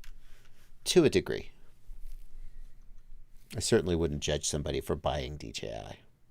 I would suggest that the older you get, the more you understand that your thought processes are based on a lot of information, not just general, offhanded, one-note things. And that's probably how many people operate. So, like, most people have a reason to believe what they believe, whether it's correct or not, whether you believe it's correct or not. but like that's Yeah. what I've noticed is like that comes from somewhere. Like they're raised a certain way and they have genetics and they grew up a certain way and they had experiences, and like those all lead into why those people believe what they do. And dismissing it offhandedly as though they're a group of people without any thought is a bad way to handle it. Yeah. Yeah. And yeah, that's interesting. It's actually thought-provoking. We don't have to stay on this forever, but there's a talk I heard by someone who was on Russell Brand's podcast, and her suggestion is that she believes everyone is actually trying the best they can. The difference is we misunderstand what that means, right? Yeah. Because the best you can is actually just a product of your environment and your brain and what you've experienced and all the things that you're doing and how all the neurons are firing right now. And whether you have control over it or not, technically, you actually are a product of everything that has happened. So we should have some compassion for those people instead of assuming that they're bad. Right. And compassion doesn't necessarily mean accepting bad behavior or harmful behavior. Correct. But the other piece of it, this is the other thought that I had that didn't quite come to me, was that it's extremely rewarding, especially in an internet chat, to find someone who's done something that you can get self-righteous about and rail at them. Because at the end of the day, they're not going to punch you in the nose or look you in the eye. They're just an abstract, some characters on screen. And you get all the, like, yes, I am a good person because I don't buy DJI and I stood up for that today. And so you can be prone to do that in a way that, it doesn't really, but you haven't really done anything. You just pissed somebody off and made yourself feel sort of vaguely superior. Except you don't, do you? Like, I always come out of those arguments and, like, I want to feel like, yes, I really showed that guy. And I always vaguely feel like shit. I don't really make the world better. I just pissed somebody off and made myself feel like shit. So, anyway, moving on. This is not how to get the super chats up.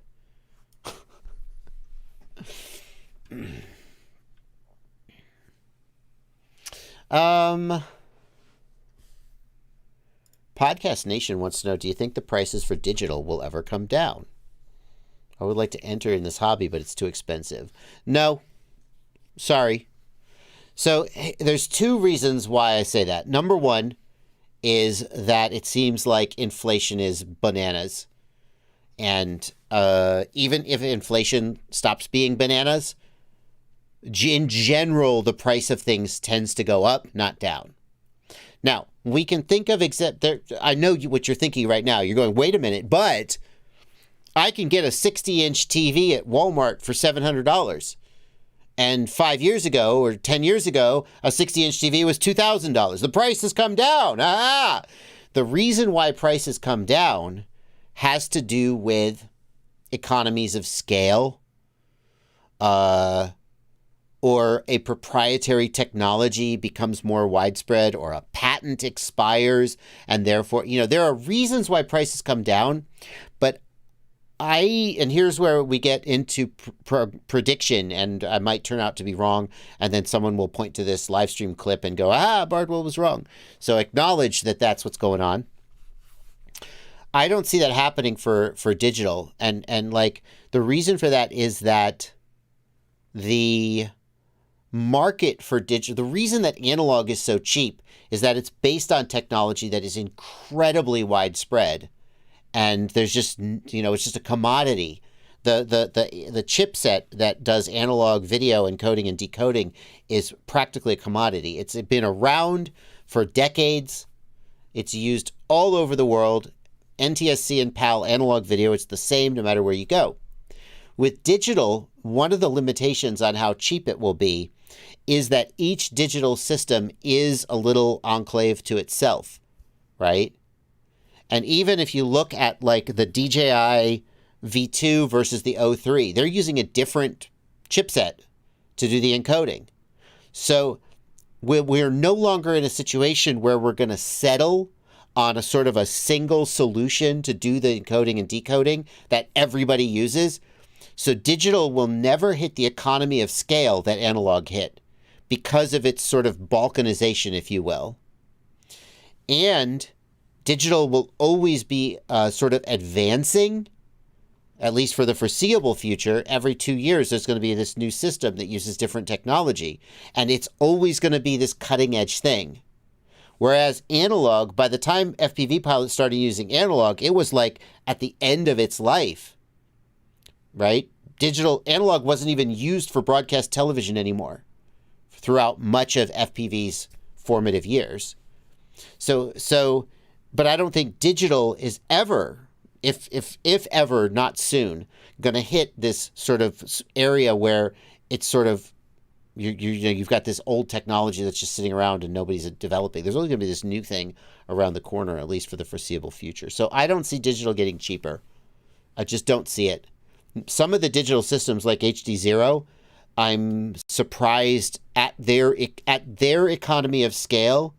I'm surprised they're profitable. I'm told that they are, and that I should.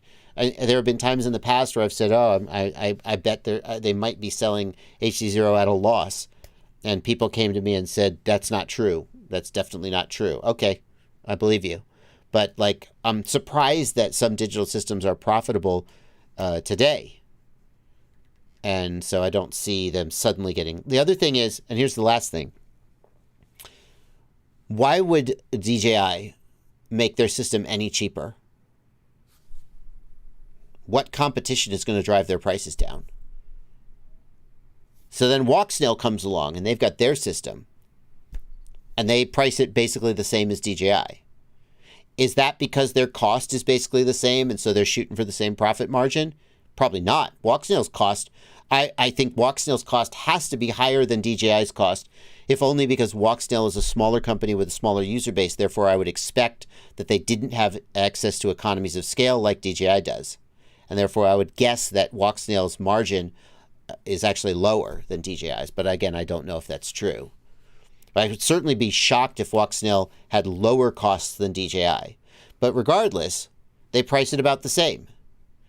So when will there be enough digital FPV systems that someone decides to compete on price?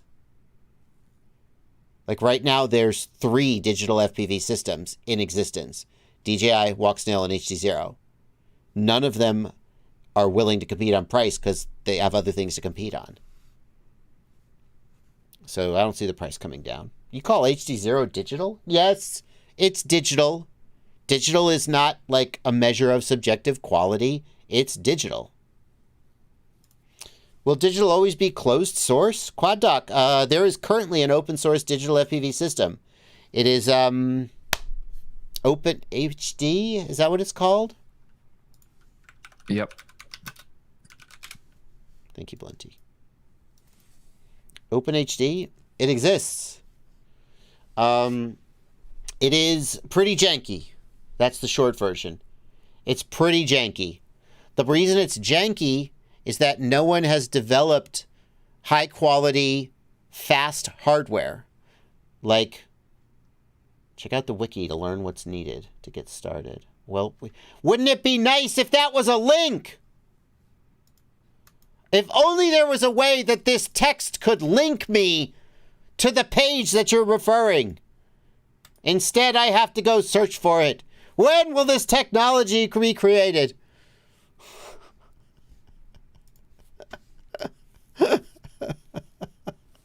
So angry. And sarcastic. Hardware. Welcome to OpenHD. Okay, documentation. Yes.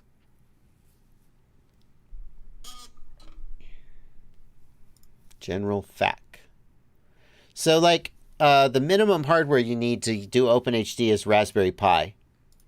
The lowest latency I can achieve is 100 milliseconds glass to glass.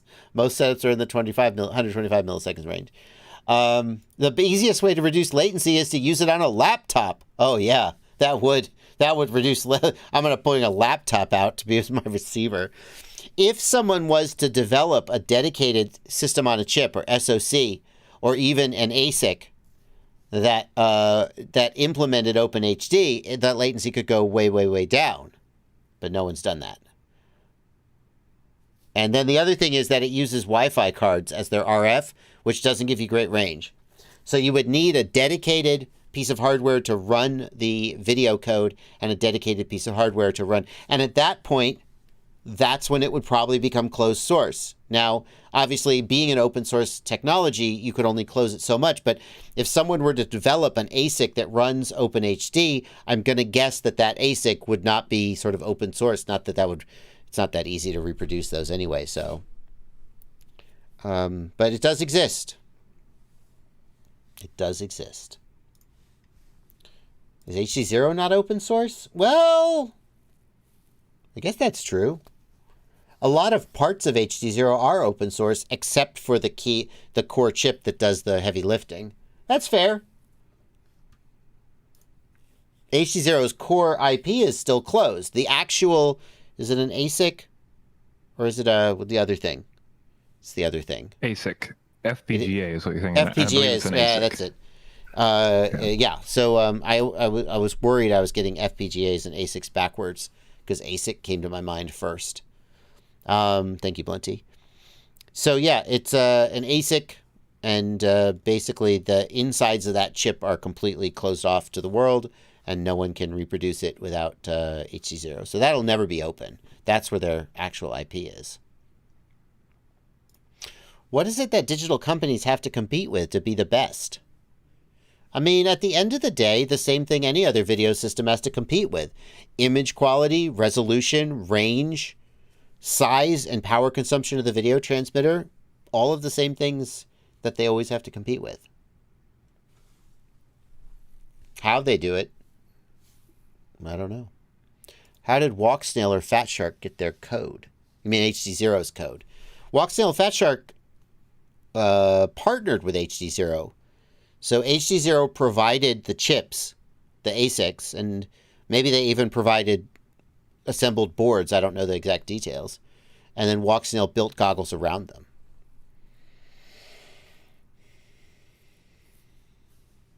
Wait, is he talking about for the Walksnail system or for HD0? I'm not actually sure. I'm confused. How did they get their code? Who is there? Gotcha. Super Deluxe. I was thinking maybe he was talking about the Walksnail's system, and the Walksnail system came from Artisan, which is the ASIC manufacturer that they use. So in case that was the question. Oh. Super Deluxe, whose code? Who's their code? Walksnail. How did Walksnail get their code? Well, the chip is from Artisan. That's who makes the sort of the chip that does the heavy lifting for the Walksnail system. Artisan made the P1 chips for the DJI V2 system. Blunty, did I get all those words in the right order? It's assumed that... I don't know that that's correct. I think there's some assumptions there that we don't know for sure. Because P1 is really just a very lead core. And that's not an Artisan chip. Is what people think. And that's not an Artisan chip. Oh, see, I knew I was going to get details wrong. Regardless. I didn't prep for this one. It's been a minute since we talked about it. No, I know. That's why. So where did Walksnail get their code? It's certainly possible that they developed it from scratch. Artisan came, I mean, we know from looking in the Walksnail before they closed it, because the WTF FPV guys got into it before they changed the password. Oh, I remember that. And from what we know, it looked like the base development environment you get on a kit from Artisan. So like when Artisan is supplying you with dev kits, you get it like a basic setup, and a lot of the calls were the same, the password was the same, things like that for the base set. So they basically took that base code and then built off of that base kit that they were provided. That's what we understand anyway. There's nothing wrong with that. That's exactly what you would do. Right. That's kind of what you do, yeah. You wouldn't reinvent the wheel. You would take the reference environment from the developer of the system on a chip, and then you would continue to develop it. There may be an implication here. Some people wonder whether Walksnail stole code from DJI. and there certainly are a lot of similarities between the way Walksnail works and the way DJI works. It's been a long time since this was fresh on my mind, but I have, if I had to bet, I would bet that they didn't like steal code or copy code. The closest I would speculate, and this is pure speculation, would be that perhaps someone who once upon a time worked for DJI then came and worked for Walksnail. I'm not saying, it would be really clear that I'm not accusing anyone of doing that, but if there was like some similarities, maybe that would explain it. I don't think they like literally stole code. There's enough differences that it doesn't seem like they would have stolen the code. But they claim, Walksnail claims that the similarities are just because people are familiar with the DJI system, so they develop their system to sort of match it. And maybe that's just laziness. They were just like, yeah, okay, that works. Let's just do what they do. That is, I would say, a very Chinese approach. There's a very, very successful competitor out here, and they have these menu options. Yeah, fine. We'll just take those. Seems to work. Anyway.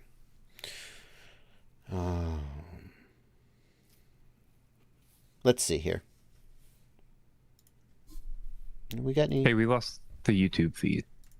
Why? Oh, I see we did. Thank you. Oh, wow. Suck. Did we miss any super chats? I don't know how we would know if we missed super I just chats. added it auto-filled, so I added the last one we missed there. Okay, great. Sean Everett agrees with my opinion and gave me $10. That's all I want from life. I don't even know what he's agreeing with me about. Like, it could be any of the number of things we talked about in the last, like, 45 minutes. I don't even really care. He's just like, here's $10. Love your opinion. Solid. And I'm like, thank you. I really appreciate that, man. You seem like a really smart person. And then that's it. That's the end. But that's the end of the interaction. The minute Sean Everett goes, and let me tell you another thing. Now I'm like, I'm going to need another $10, Sean. Scotty Camera says, my failsafe tab on Betaflight has disappeared. I was setting up GPS and it just went away. Scotty, the only thing I can think of, by the way, thank you for a $5 donation. The only thing I can think of that would cause that, Scotty, would be if in the options. Oh, no, sorry. I need to connect to a flight controller. Damn it. Scotty, the only thing I can think of that would cause that would be if you disabled expert mode up here in the upper right. See the mouse? It's very, very small, Scotty. I want you to see the whole screen, though. Enable expert mode up here in the upper right. If I turn that off, the failsafe tab goes away. You need that turned on. That's my guess.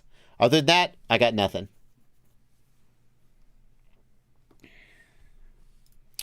Broondog, thank you for a $5 super chat. I'm coming off my first question. Switching O3 antennas to two longer left-hand polarized QRC antennas using Axie 2s on the V2 goggles should help range and reliability, correct? Yes. You've put left-hand polarized antennas on the O3, and you have put left-hand polarized antennas on the V2 goggles.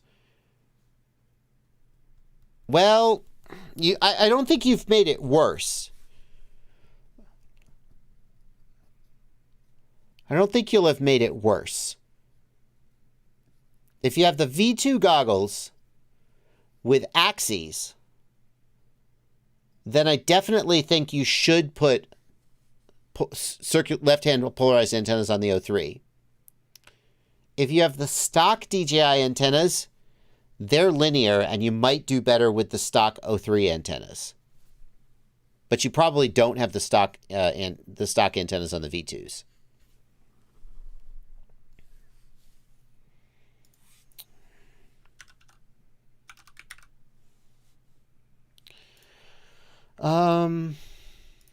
Kevin K wants to know, can you compare the FetTech 2004 and 2104M for an AOS LR5 6S long-range light freestyle build on the sheet? The 2004 are much more efficient with the GemFan 5125.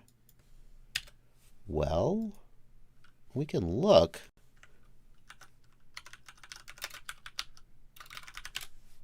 $2104M. Why would the 2004... are we saying the 2004 are much more efficient, but don't make as much thrust? 2104. Do we have thrust charts here? You say on paper they're more efficient. Where are you getting a thrust chart for these motors? I'm not seeing that. Kevin K., where are you getting the thrust chart for this motor? I'm going to come back to you, Kevin K. Philly Style says, I have two Mob 7s. Foxeer Pico cam won't work with one of them, but it will work on the other. The one that doesn't work, the Nano 3 cam, works great. Any ideas? Philly Style, the only thing I could maybe think to try is to go into the OSD tab and change the NTSC/PAL setting. Like, I could imagine a world where if you set that setting wrong and it was mismatched to the camera, video might not come through. That's what I would try.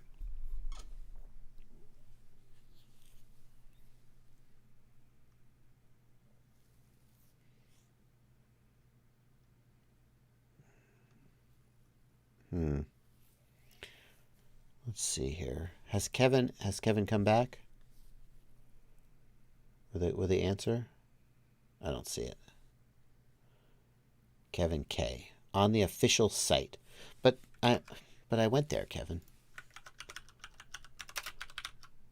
2004 motor. All right, let's look together. So here we are, FetTech FM 2004 motor. Where's the thrust chart? Oh, data sheet. I see. Okay, I just had to go back and look. Okay, so then, what are we comparing that to? We're comparing it to the 2104M.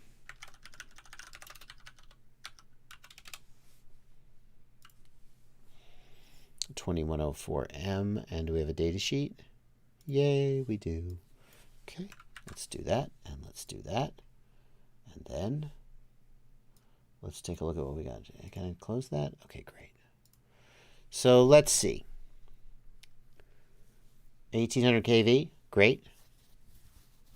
Weight, 16.5, 15.5 grams. On a 5-inch quad, that 1 gram of weight is negligible. One of them has T-mount, and one of them has 5mm shaft. That's gonna, I'm surprised there's only 1 gram of difference. That's impressive. That you're gonna have a lot better prop selection off of this 2104 motor. There are relatively few T-mount 5-inch props, but there are some. But it's worth keeping in mind. It's going to make an apples-to-apples comparison very hard. No, that's not true, because all the GemFan T-mount props also, they can work as a 5mm prop. So you'll have access to the whole GemFan line either way. No, that's not true. The GemFan T-mount props can go on 5mm motors, not the other way around. 330 watts versus 528 watts. And a max current of 13 amps versus 22 amps. Let's see if we can find an apples-to-apples comparison for props.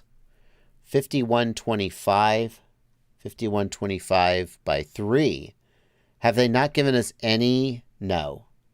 I don't think any of these props match up. So here they've got some Cinewhoop props, the D76 and the D90. And then 5126 by 2.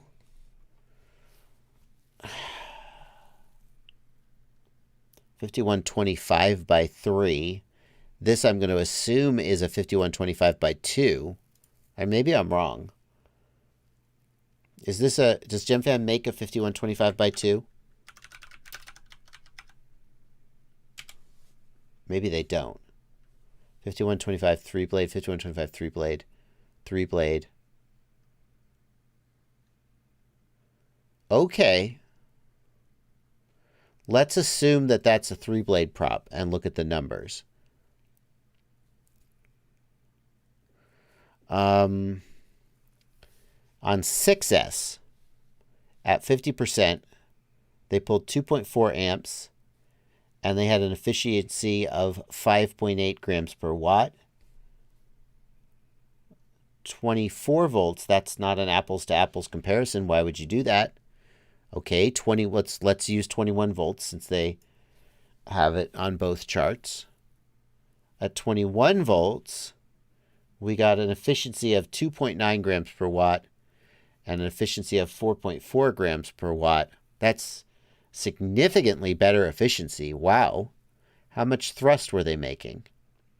800 grams versus 900 grams. So the 2004 motor makes nearly as much thrust at a significantly higher efficiency. Why? Yeah. I'm going to guess that the 2104 is going to have a better response time, being a larger stator motor. But it's just a guess. It sure looks like the 2004 is a winner if what you're trying to build is a longer range cruiser. Doesn't, yeah.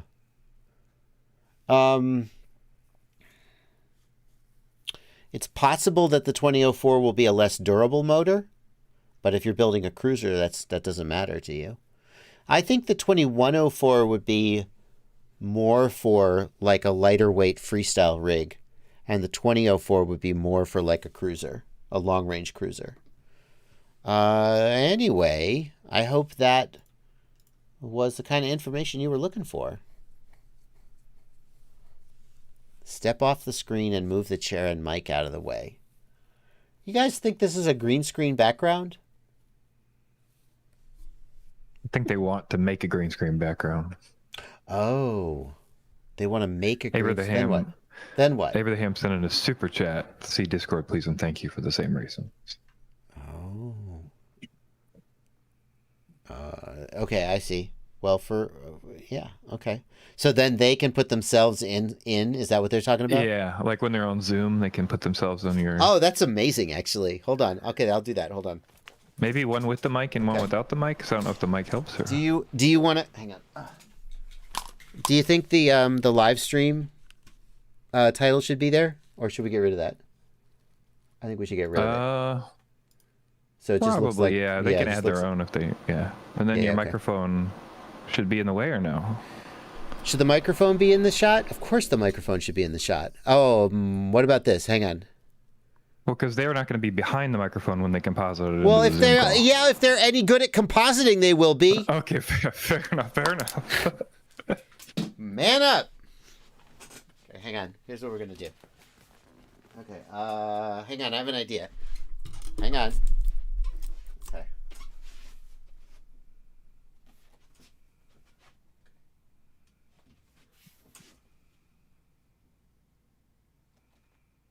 Okay, hold on.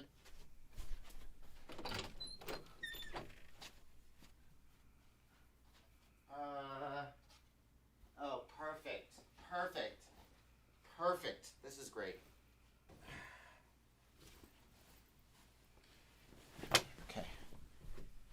This is my son's SCP costume from Halloween, and here's why I've got it. We're going to get you guys a nice plate. Okay, hold on. Okay. So now, we're going to put this in the shot. Okay. Oh, what a guy. This is professional. This is how professionals work. There you go. Wow. Oh, you really only need the mic where it overlaps with the chair. Now you can use that to cut out the mic onto its own layer. Good.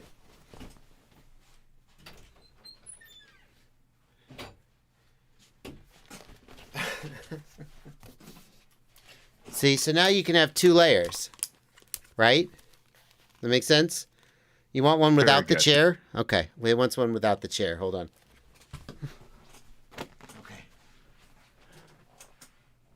There's no chair. And then there's no mic. Okay, now we've done it.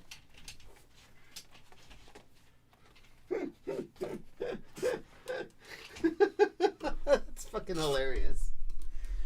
I think with that orange, you should be able to cut the mic out a little easier. It's not perfect, but okay.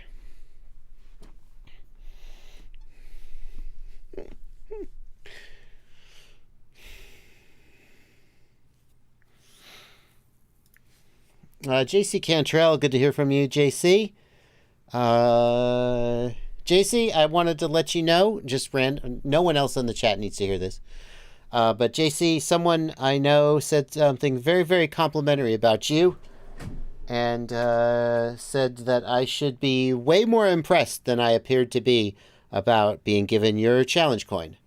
And I just want you to know that there's a person out there who has very, very kind things to say about you and very complimentary things.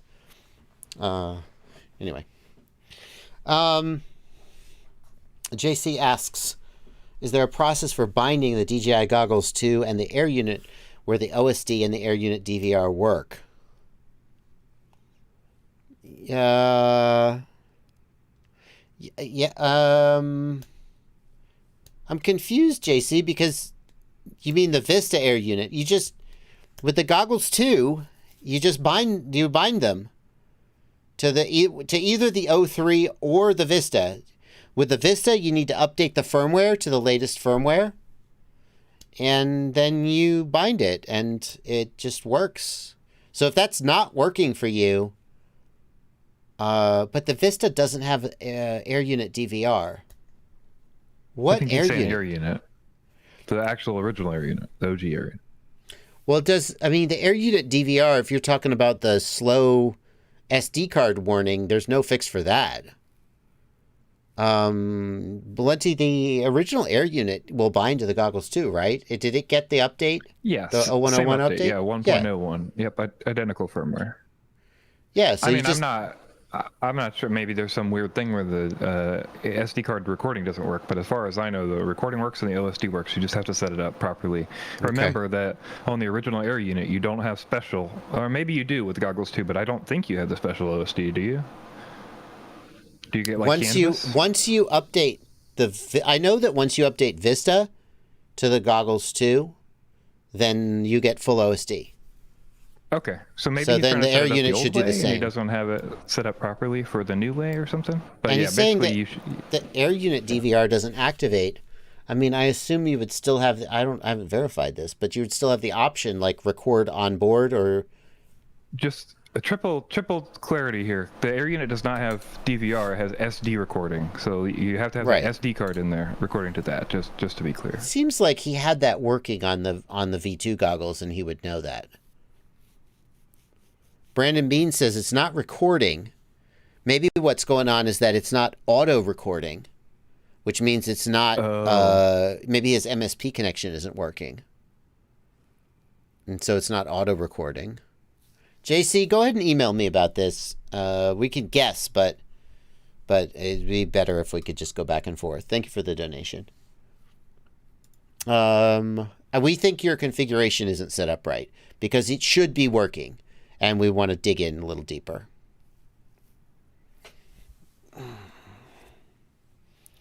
Ghost Branch could probably composite the shit out of those images. You know? He would be real good. I could do it. Okay, hang on. I could do it. What, we got 8 minutes left in the stream? Can he do it in 8 minutes? Who's got, did we grab there's the chair. Ghost Branch says he's already on it. Oh, I believe him. He's going to do it so quick, and he's just going to put the Photoshop file out before I even get anywhere.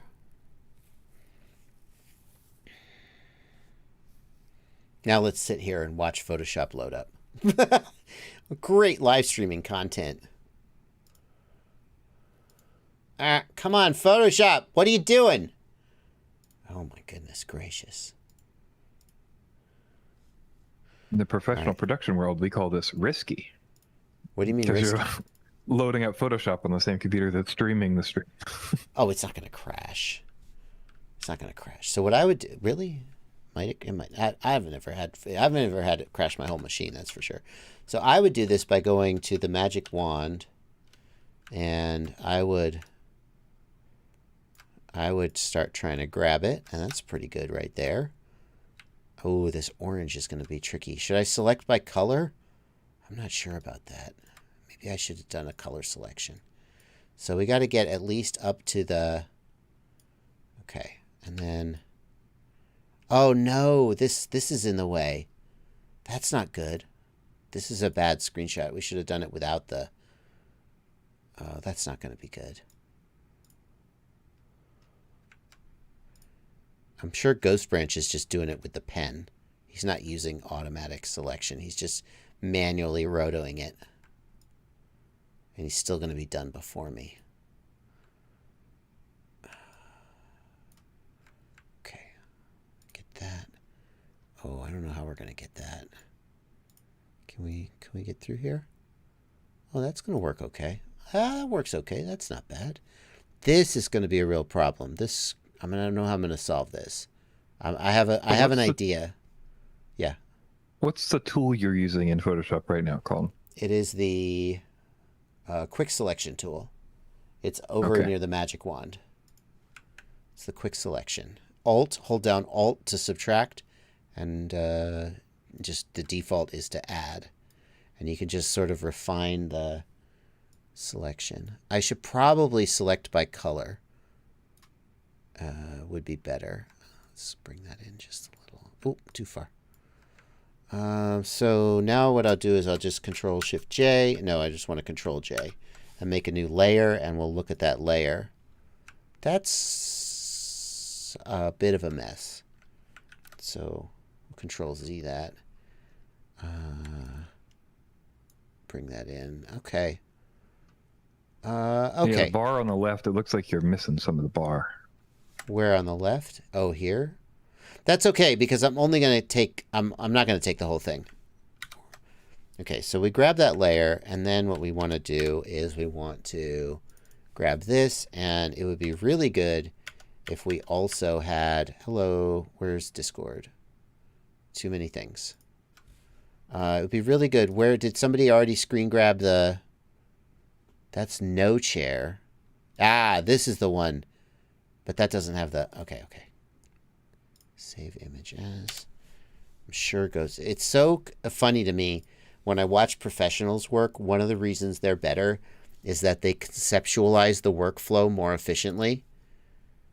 Like, for example, do I really even need the orange? Could I just have grabbed this mic? I bet I could. I bet it would work almost as good to have just grabbed this mic. Yeah, see... Dicking around with the orange was actually pointless. This is going to be fine. Shit.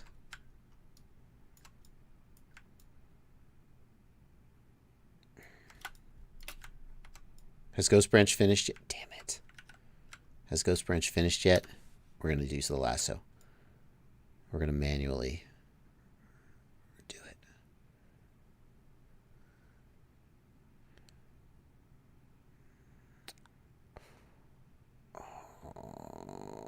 Okay. I'm grabbing the wrong mic. What do you mean I'm grabbing the wrong mic? I think that's a joke about Mike's name. Oh, okay. Mike wants me to grab him. I got it. So on this straight thing here, this is actually really easy to lasso. It's because it's pretty straight.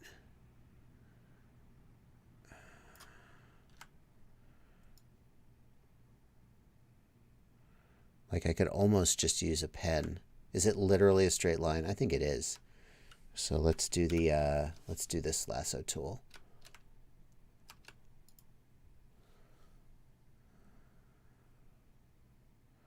It's not, it doesn't seem, is it straight? It has to be straight. It's straight in real life. Why doesn't it appear to be straight?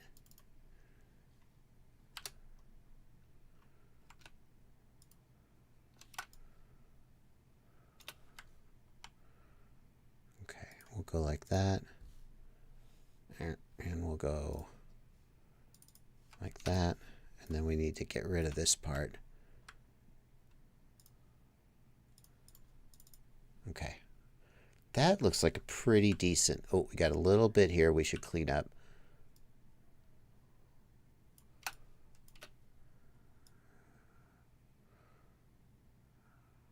Okay. Okay. That's decent. Okay, now we'll Control J to make a new layer, and we'll look at it. That doesn't seem... Oh, the problem is, yeah. See, my super straight line here, like, totally effed up. Ugh. This is... Oh, my goodness. Can I have my selection back? Hey! Oh, no. My selection is gone. Oh, man. Okay, I give up. That would take... Okay. Well, this is why I'm not a professional video. In 8 minutes, I was unable to do it. Is Ghost Branch done yet? Okay. I could do it, but it would take a lot longer than 8 minutes. So, that is, when Ghost Branch gets done editing this, do you know where he's going to post it? On my Discord server. It was Ghost Branch saying ARG because see my last comment on Discord. What did he say on Discord? If you're willing to go a little overtime, I can join a voice chat and share my screen. But do you want to do that? Should we do that, Blunty? What do you think? It's 10 p.m. Is he back yet? That's up to you. We still got one more super chat we got to knock out. Oh, we got JC's. Oh, we need a... Oh, yeah. B-Man FPV, thanks for $5. We need a Blunty-produced episode of JB vs. Hot Ones Season 20 hot sauce pack. Any excuse to justify spending $100 on hot sauce. Ghost Branch, how are you going to share your screen, man? I'm going to let Ghost Branch do this. Ciati, I guess I'm going to go a little long. Ghost Branch is actually a professional video photo editor. How is he going to share his screen, though? Are we going to jump into a... We can jump into a voice chat, and you can share your screen, right, Ghost Branch? But Blunty, that means I'm going to jump off of you, aren't I? Wait. Can we merge him into the call somehow? I don't know how that works. I don't know about that. Okay, I don't think we can merge him into the call. I don't think you can... Can I? Hang on one second. Let me check. Here's It's Blunty. Can I add somebody? I don't see a button to add somebody. Oh, Ghost Branch just... Oh, here we go. DMs. It's Blunty and Ghost Branch. Join video call. Jimmy. Hey, Ghost Branch, I hear you. Blunty, are you there? Nice. Yes, I'm here. All right. Oh, God, we're all in a call. Okay, Hey, so now I everyone. can How's it just going? go here. And then I think I'm going to turn let this me face prepare cam. to Okay. share my screen. Ghost Branch is going to show us how to do it. How long will this take you, Ghost Branch? Best guess. I hope not super long. No, come on. How many? But I should start over to just show you how to do Okay. it. Yeah. Okay, hang on. Let me So we'll start put my you- screen share. Let me put you... What? Hang on. There we go. Share your screen. Cinnabon, thank you for a $5 super chat. I'm Just just gonna share it in full 4K resolution. I just hope that Oh, yeah. that will look okay. let me know if it looks good on stream. I'm not sure because What you're did you think quite of far my away. technique? I didn't actually watch all of it, but I'm pretty sure it was horrible. I just wanted to give you an excuse No, to I'm say just that. kidding. No, actually, the orange T-shirt wasn't such a super bad idea. It's just not how you would use that. So No? are you seeing what I'm Yeah. doing? Yep, we are Okay, seeing it. perfect. All right. So first, I want to just make a separate layer for the mic. So I'm gonna use your orange T-shirt, and I just want a little bit of more color contrast in there. I'm gonna go to the camera raw filter, which is just basically Adobe's raw converter as a filter inside of Photoshop, and I'm just gonna boost the reds a little bit just so that there's a good nice. color separation between these layers. Also, I can make them a little bit brighter. Hang on. Oh, very So, nice. What And I help want to do, fix that shadow. Everything in here will be in German, though. I hope that it's not an issue. Hey. I will explain everything that I'm doing. So what I want to do is create a mask for this. And for that, I just need like a black and white mask that will help me separate this. And so I'm just going to go into my filters in here. And there's, well, it's not filters, it's adjustment layers. And there's one which will just create a black and white image. Hang on, it's actually hard to talk in English while trying to read in German. So as you can see, having that popping color, it makes it quite easy to. You're just literally going to use it as the it. mask. Yeah, that's what I'm going to do. So I have this shot of you that you made with the shirt in. And then I have another one where it's just the mic without the t-shirt. So I'm just gonna drag and drop that over here. Okay. And then I'm gonna go into my channels. I'm just gonna hit my control key and click on that channel, which will make like a selection of everything that's white and deselect everything that's dark. Okay. And I'm just gonna go ahead, take the original layer and create a mask for that layer using that selection. This is inverted right now. So I'm just gonna hit Control I to invert it again.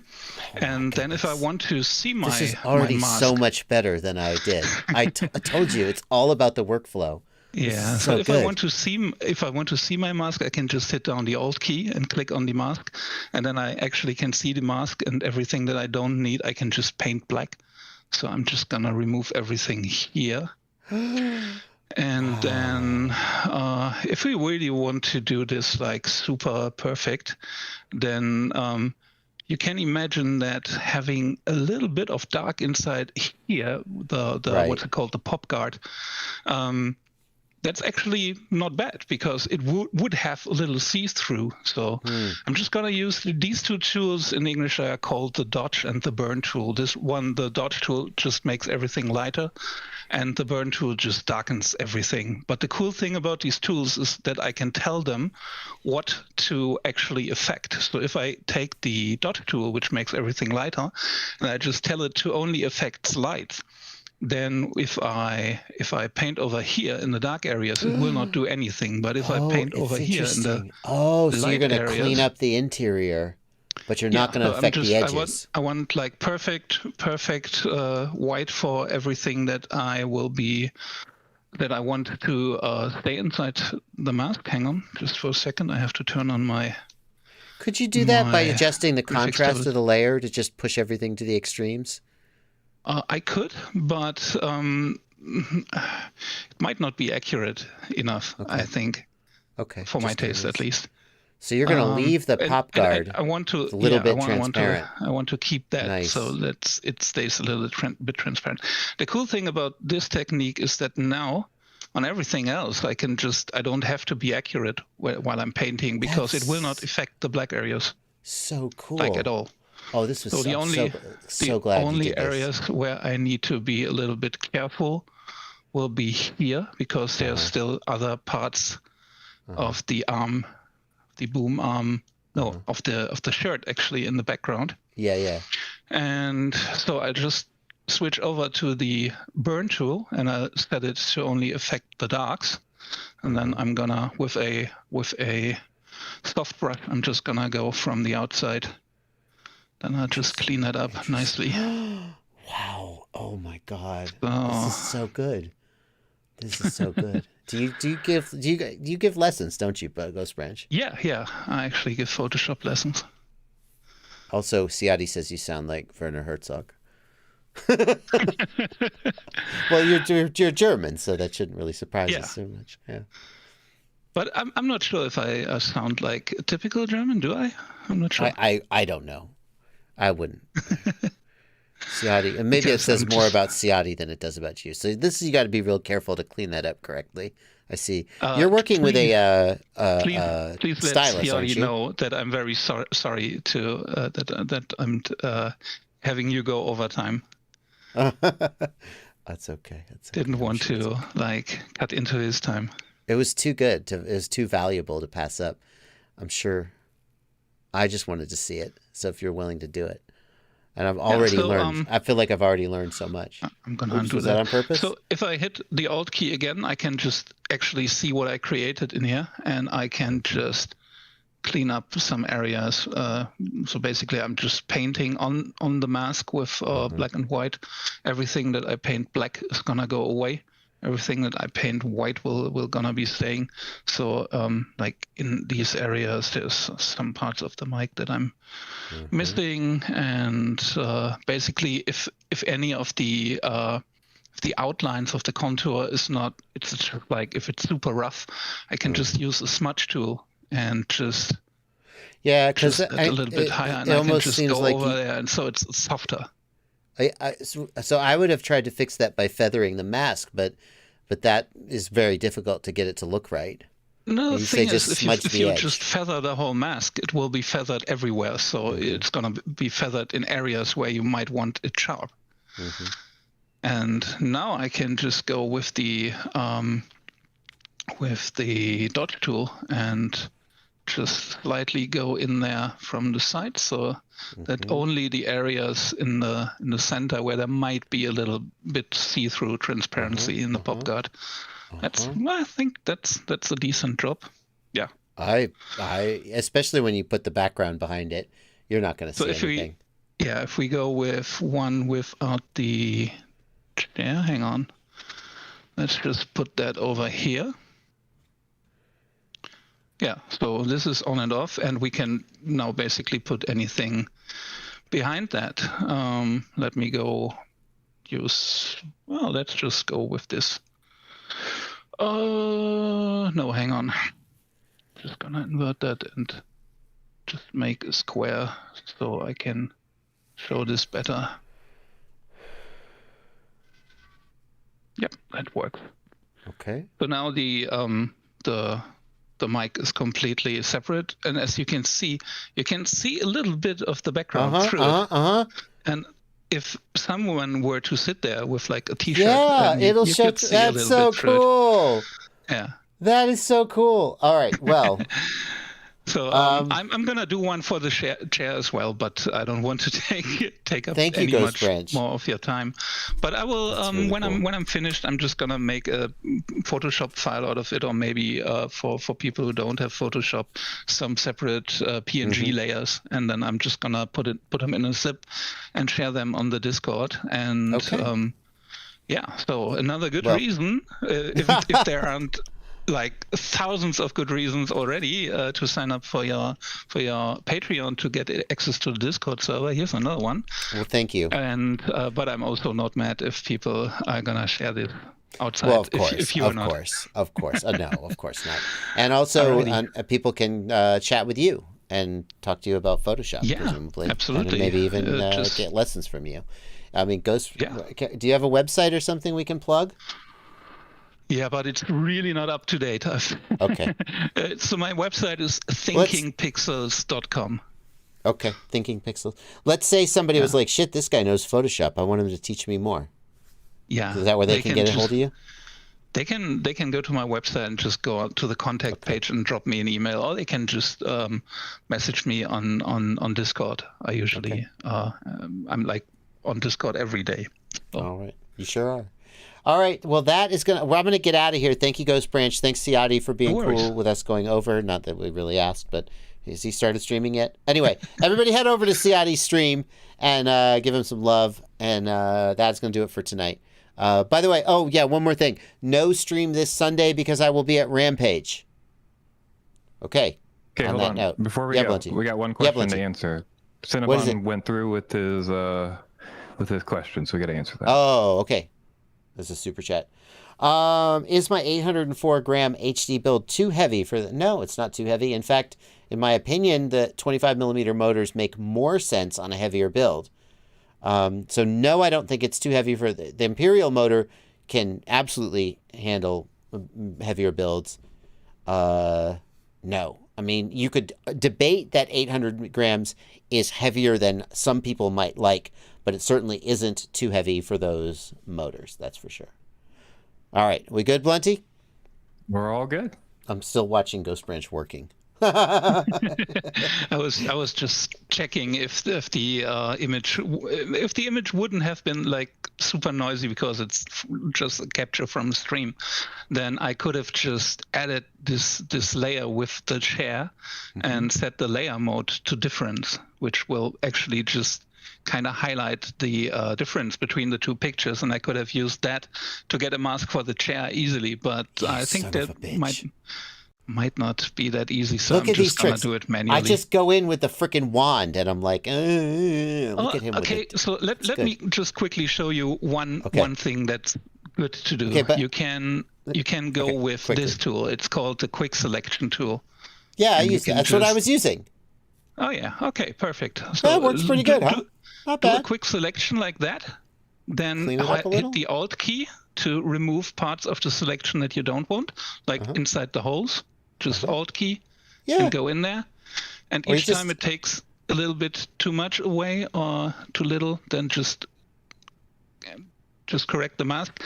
And then there's just, you can go to edit and then what's it called? Hang on. No, it's selection, and then I think it's called refine mask or something like that in English. And you can, here are some options on the side, and you can choose one that will just highlight the object you have selected in one color. And then there's this the second tool here, I'm not sure what that one's called in English, but you can just go over the selection, and it will just make it better. Oh, I think it's called refine edges. Yeah, probably. Yeah. Anyway. All right, guys, we're out of here. We've got to let Ciati stream. Thank you, guys. Bye, everybody. Perfect.